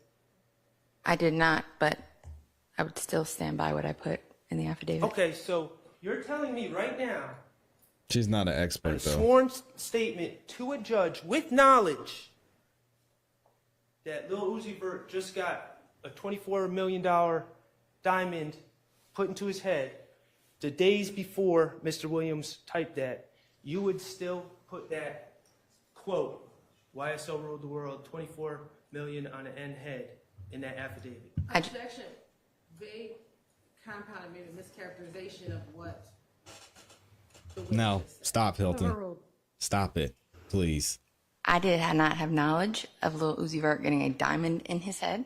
Okay, so all right, so let me ask that last question again. Instead of saying I would do it again, if you had knowledge that Lil Uzi Vert just got $24 million diamond in his head and that Mr. Williams was referring to that, would you still have put that in the affidavit? Yes. To mislead the judge? Not misleading. May I explain? Yes. Okay. What I'm saying is this social media direct message is different than what you see on here. Lil Uzi Vert, I don't remember, is a member of YSL, so I think it might be a new, like a term they're going to coin. Like wipe his nose, things of that nature. So 24 on somebody's head might be a new thing that they're going to go with. He's saying YSL rules the world. As the leader, he can make that assertion. You're doing a lot of explaining. Did you do any of that explaining in your sworn affidavit to the judge? The sworn affidavit reads, Jeffrey Williams brags that YSL rules the world and has $24 million. Okay. And clearly, when you put highlighted and circled 24M on a N's head, you're sending a message to that judge, are you not? Let's be real. I'm referring to my words that I wrote say, Jeffrey Williams brags that YSL rules the world and has $24 million. All right, and just so we're clear, Wow. as we sit here today, She's lying, as y'all. someone, a law enforcement officer, even with knowledge of this, you would still put that in front of the judge. There are different interpretations to everything as we've seen throughout this whole trial. I agree. Can we make our determinations, or are you going to make the determinations for us? Objection, arguments. That's not Do you think maybe you misinterpreted what was said by Mr. Williams? Is that a possibility? Nope. She's I not think gonna. it differs from what was presented She's on the not gonna say internet yes to and that between question. direct messages, as we've seen. So your answer is no. Your interpretation is perfect, pristine. My interpretation was YSL rules the world and they have $24 million. That's what I wrote in my words in the affidavit. I didn't say Mr. Williams has $24 million on YF and Lucci's head. I didn't say that. I said YSL rules, he claims that YSL rules the world and has $24 million. Now, you didn't say it. You just put in a bigger font and circled it for the judge, right? Right? It wasn't a bigger font. That's how the message reads. It's the same font as the date and time. Oh my same size as gosh, the date and time man. as the name, the Instagram handle. In the circle? Garbage. It's circled, correct.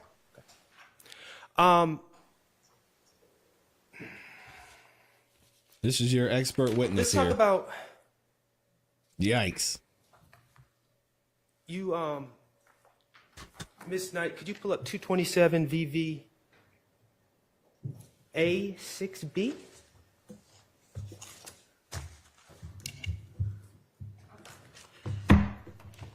Thank you, Ms. Knight. Yeah, she's lying like crazy. You see Max look at the camera like, y'all hearing this? We hear it, Max. Keep cooking, man. We're going to be here for it. Oh, my God. Okay. Yesterday, you indicated that, now this is from a video. Correct. With Mr. Nichols. Correct. Rolling a blunt. Correct. Okay. And then there's other individuals there, correct? There's other individuals in the room? Correct. Okay. And then it's on Mr. Stillwell's phone, so you're presuming that Mr. Stillwell was filming the video? It was filmed from his device. So Right, yes. right. Okay. So yesterday, you made a claim that a gun, well, what did you say? A gun is, I don't want to jumble your words. What are you claiming about the guns on this table? A gun is what? You identified or thought a gun was consistent. Two guns. One, could two, be three. consistent with a Glock 27. Could be consistent. Correct. Okay. And which gun is this? The one towards the back right here. Okay. Could be consistent with a Glock 27. All right. It could also, well, first of all, are you a firearms expert? I'm not. Okay. You're just someone who's owned a Glock before. Several, yes. Okay. And before yesterday, had you ever made the claim that, oh, I reviewed this video and this appears to be a Glock 27? That was my first time testifying yesterday, so where else would I make? What about reports? Did you ever write a report and said, I reviewed this is very important. I reviewed this video that was in Mr. Stillwell's phone, and I believe that could be consistent with a Glock 27. Well, while reviewing the evidence in preparation for trial, when I took a better look at this video and found it, it was probably 2 or 3 days before I testified, and that's when I first had to really research through and look at photos and kind of isolate what kind of gun that was. So the answer is no, you didn't write a report. No. Okay. And certainly the first time saying it to me or anyone on this side was yesterday in court. Correct. Okay. You say it looks like it could be consistent, or it could be consistent with a Glock 27 based on the shape of the bottom of the grip. Is that correct? Correct. Okay. It could also be consistent with a wrong. Springfield firearm, correct? I'm not familiar with a Springfield, but from how the Of course, magazine 'cause she's looks, not a also gun it could expert. be consistent with a Glock. Okay. It could also be consistent with a Sig Sauer. Could also be consistent with a Smith & Wesson, correct?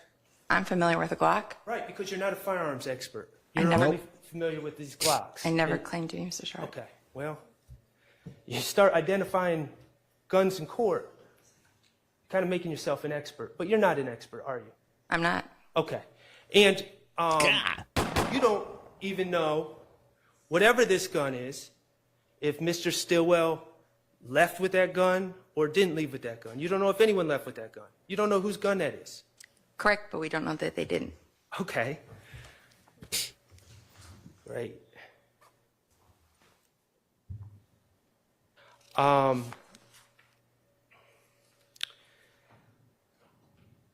Let me ask you this about your Glock 27 that you say this looks consistent with. When you shoot your Glock 27, does it expel shell casings? I don't own a Glock 27. When I was purchasing a subcompact Glock, I was going back and forth between the 27 and the 43. I prefer to shoot a 9mm, so I went with the 43. So you don't even own a Glock 27? I just said when I was researching the two, handling the two at the gun dealer. So now you don't own a Glock 27. You were researching it, which means you were handling the gun at the gun dealer. That's your experience with the Glock 27. I never asserted that I owned one. I've seen one. I've Yes, handled you one. did. I can recognize one. Yikes, So you this handled lady's falling one apart. at a gun dealer, and that's what you're basing the identification on. I've recovered a good bit of guns in my Okay. career. I know what they look like. All right, let me ask you this. Since you know Oh, about man. guns, at least through your career, Glock 27s, when you shoot them, do they expel shell casings? Yes. Okay, Glock Yikes. 27s, when you shoot them, do they make a loud bang? Yes. When you shoot a Glock 27, does it create a muzzle flash? I should. I mean, when you Okay. shoot it, like during the day, you wouldn't see it. Or Watch her sometimes at say night I'm you not a can gun see it, expert. but Okay, and when you shoot He a lied. Glock 27, does it emit gunshot residue? if it's inside of a contained area, yes, it would. Okay. Oh man, this witness All right. is bad. Remember on Friday She you did talked say it about you yesterday, get to the Michi, end of the yes. investigation, something seemed small is huge. And we were Correct. talking about the post. All right, well, there's one thing, surveillance video. You would agree that starts huge and remains huge? Like Every- surveillance video is a pretty important part of a case. Every investigation is different, but yes, Okay. You've seen the BP video, correct? I have. And you've seen it, Detective Hogan showed it to you? He did for the purpose of identifying the individuals, yes. Right, okay. Have you seen the FedEx surveillance video? I have. Okay. I'd like to watch it with you. Is that okay? Sure. Mr. Oh, here we go. Now we're getting into the video. Oh, this is gonna be good. Did she not say yesterday I have several Glocks? Okay, before you start, Mr. Kokomo, investigator, when did you first see the FedEx video? It was after I met with Investigator Hogan in the afternoon of the 16th, so it would have been after that. Okay. Well, are you aware that, and maybe this will help you answer this question, you're aware that Detective Hogan swore out warrants against my client without ever viewing the FedEx video? I can't speak to what he did or did not do. Okay. When did you most recently watch the FedEx video? Probably maybe like a week ago, Okay. How many times in total have you watched the FedEx video? a few times. A few times. When you say a few times, how many is it? And I've watched it a year ago, or a couple years, like 2 years ago. I've watched it. Okay. Mr. Kokomo, if you could please publish the FedEx video.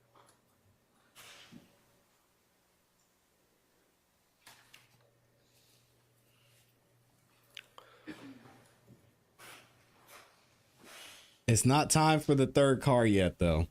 Y'all still have to hold on for that. But Max is going in on this lady, this fake expert. Go ahead, Mr. Kokomo.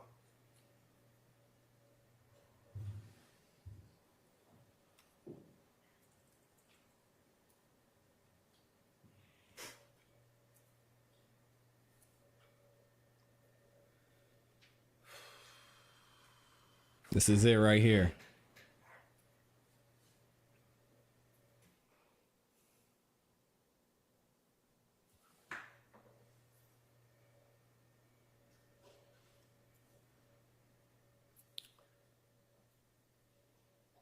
Okay, Mr. Kokomo, if you could pause that video right now.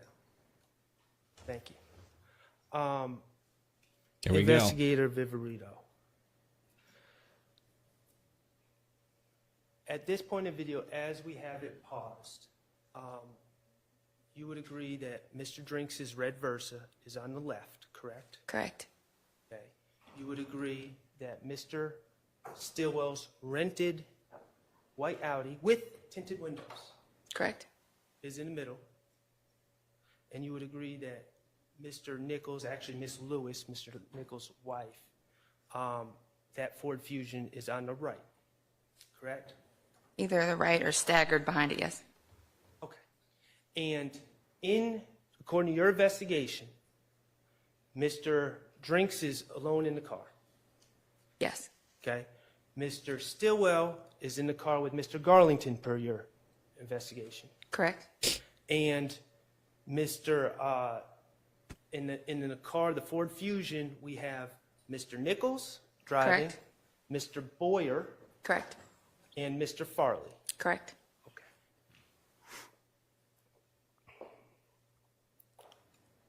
And your theory is that while at this light, Mr. Stillwell shot Mr. Drinks. Correct? I'm not the homicide investigator, so I'm going along with the evidence that was presented to me by homicide. But yes, that's consistent with what Detective Hogan, his case. Well, you know, he swore out a warrant for Shannon Stillwell for actually shooting Mr. Drinks. That's consistent with what Detective Hogan had found. Okay. In this video, you could see headlights, correct? Correct. You could see traffic lights. You can see tail lights and traffic lights, yes. And you can The see jury brake is lights, in, yes. correct? Correct. All right, awesome. Mr. Kokomo, could you just play the video? And I'm just going to ask you to look at the cars closely. Mm-hmm.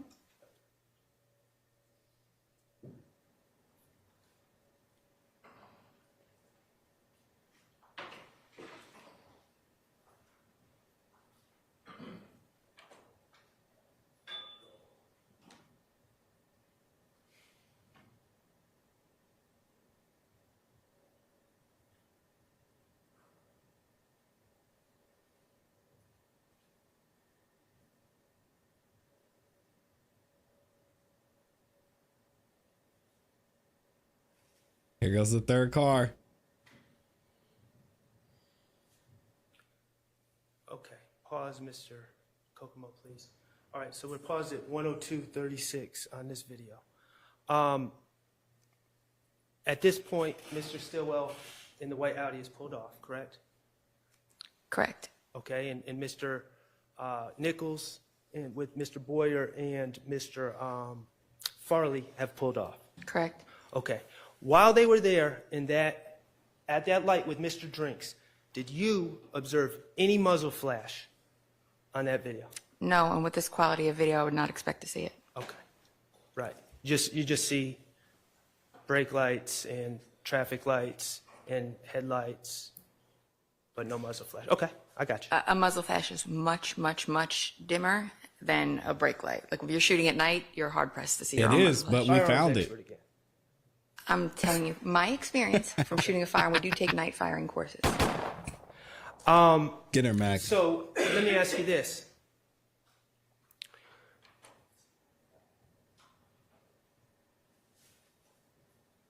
Gunshot residue. You aware that the headliner from Mr. Stillwell's car, the Audi, was collected and tested for gunshot residue? I am. You ever talked to Alexander GBI analyst Alexander Coven about the results that he found? I have not. Okay.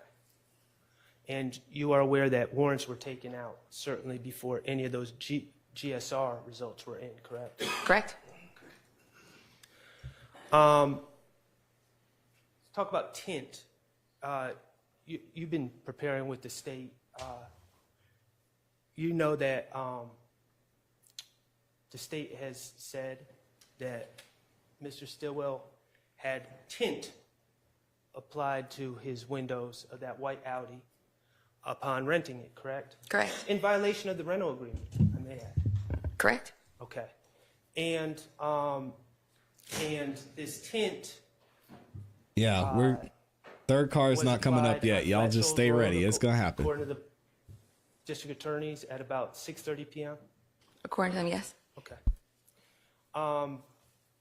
You were able to observe the white Audi on March 16th? I did not walk. Wasn't that interested in it at that point, so I did not walk. It was very, very dark. Have you seen the pictures that Miss Antoinette Green took of the white Audi after it was recovered when Mr. Stillwell was arrested? I have. Did you see any damage to the tint, specifically the front driver passenger tint on that car? I did not. Okay.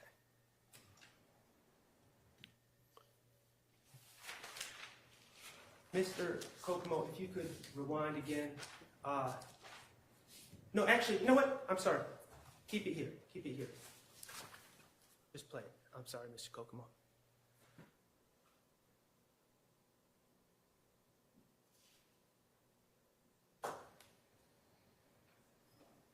Okay. You saw that car speed up behind Mr. Stillwell? Pause it, please. You saw Yes. that? Mr. Stillwell, you're aware that he, well, you've already stated this, he was victimized in the past. Someone shot through the rear windows, killing Tiara Jones. Yes. And now, that car that sped up is next to Mr. Drinks, correct? Or approaching Mr. Drinks? It's approaching, but it stopped short of Mr. Drinks. Okay. Mr. Kokomo, if you could please play it. Okay. So now there's a pause. So now there's one car next to Mr. Drinks, correct? It's still not next to him. You could see from that angle that it looks like the front of the car. I'm sorry. The front of the car is like, from what I can see, looks like the front of the car. The front wheels are still towards the back of the vehicle. It's not exact with the car. Come on, expert. Why are you stuttering? Mr. Kokomo, if you could please play.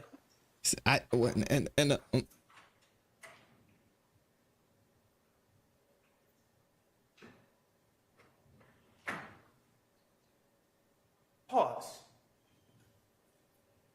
See that car make a U-turn? I do. Okay. What car was next to Mr. Drinks when that car suddenly made a U-turn? Judging by how the lights are, that car still appears to be back a little bit, but next to it. All right, so now you're making three-dimensional evaluations, but we can't see a muzzle flash off this. A muzzle. AV. Mr. Sharp, I'm going to explain to you. When you're, I don't know if you're mischaracterizing it. Ooh. When you go to the range, for example, to fire your weapons at night, and there's a line of shooters, it's not bam, bam, bam, lights everywhere. It's a very, very muted, if it shows. She's taking shots this at far Max? away with this quality of video, I would not expect to see that. Okay, well, let's talk about this car. Sure. This car makes a U-turn. Did you see, is there like a train that's crossing that would have let this person know, no, I need to find another route? No. Is there a officer saying, hey, turn around, you can't come this way? No. Is there an animal crossing the road that would have made this man do a U-turn? No. Who is this? Whose car is this that made the U-turn? I don't know. Okay. Do you know if anyone ever tried to use these license plate readers to determine whose car that is so we could talk to them about why they made that sudden U-turn? That would be part of Detective Hogan's investigation, but I do not. Okay. Could... No! What?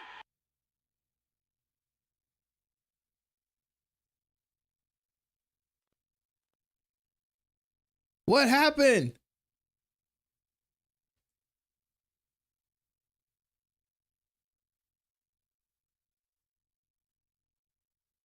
You're kidding. Oh my gosh.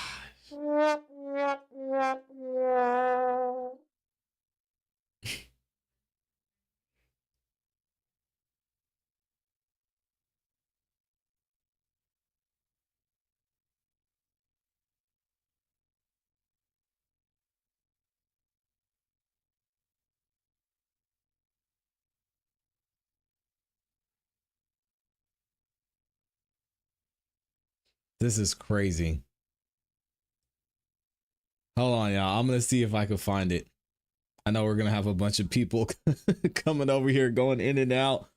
Yeah, it's looking like it's the feed from court. Absolutely insane.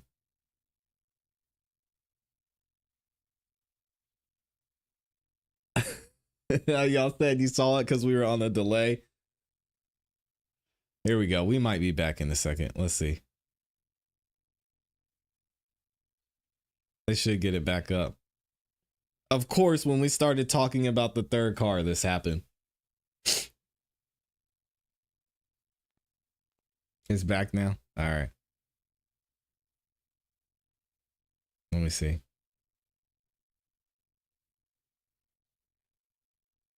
Yeah, I'm not going over there, Amy. We'll not watch it.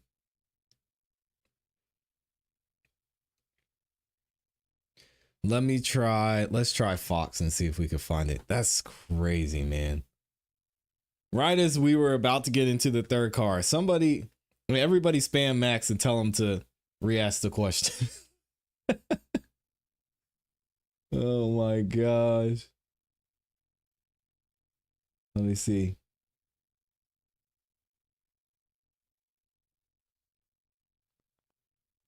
Yeah, I'm looking live and it's not back on the live feed.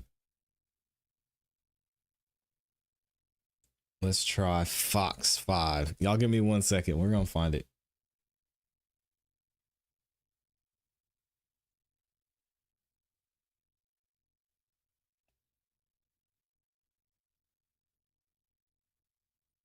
Fox 5 doesn't have it. No on Fox.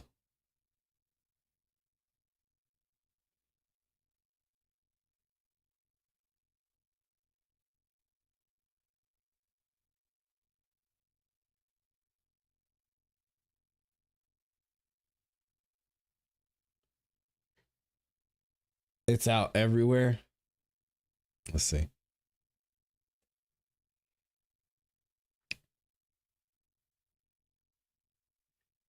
How convenient.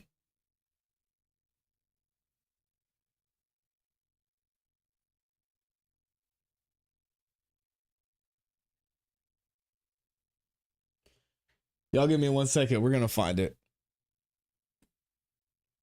We're going to find it. We're going to figure it out. Let's see.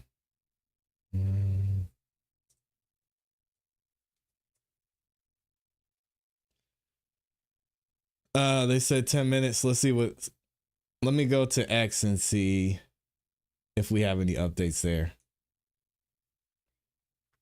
I know Dennis Byron's probably covering it. Thugger Daily said live stream cut out.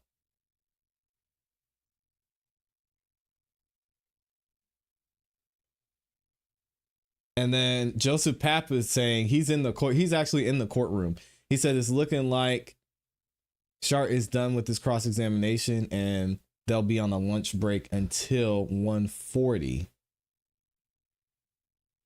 Let's see. Let me see if Okay, see y'all at 1:40. Okay, let me see. Correct? Correct. All right. Not moving any evidence. I'm going to ask you some questions about that. Okay.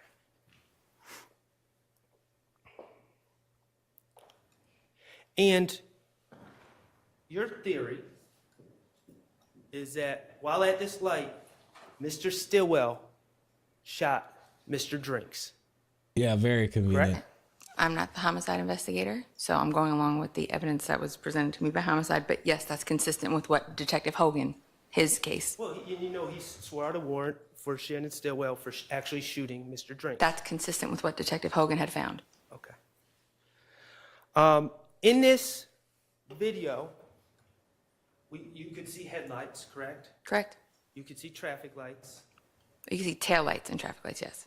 And you could see brake lights, correct? Correct. All right, awesome. Mr. Kokomo, could you just play the video? And I'm just going to ask you to look at the cars closely. Mm-hmm.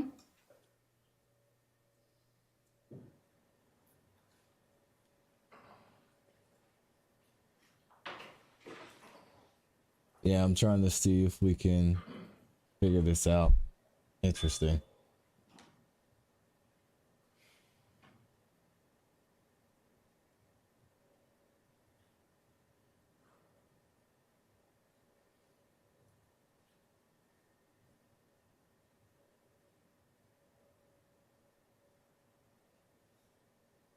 Yeah, I don't see it. It's looking like everywhere. It's approaching, but it stopped short of investigation, but I do not. Okay. Hypothetically, could that car made a sudden U-turn at that exact moment because they heard a loud bang? Checks, Your Honor, be speculation, although she's an expert, she's not an expert in. I'm going to allow it. That would be problematic based on the video. Yeah, y'all can. No, I'm good on that. I'm not gonna. Nope. So I'll have to see if there's a way. Maybe we could get the replay of it if one of those other outlets gets it back up. Anyway, wow.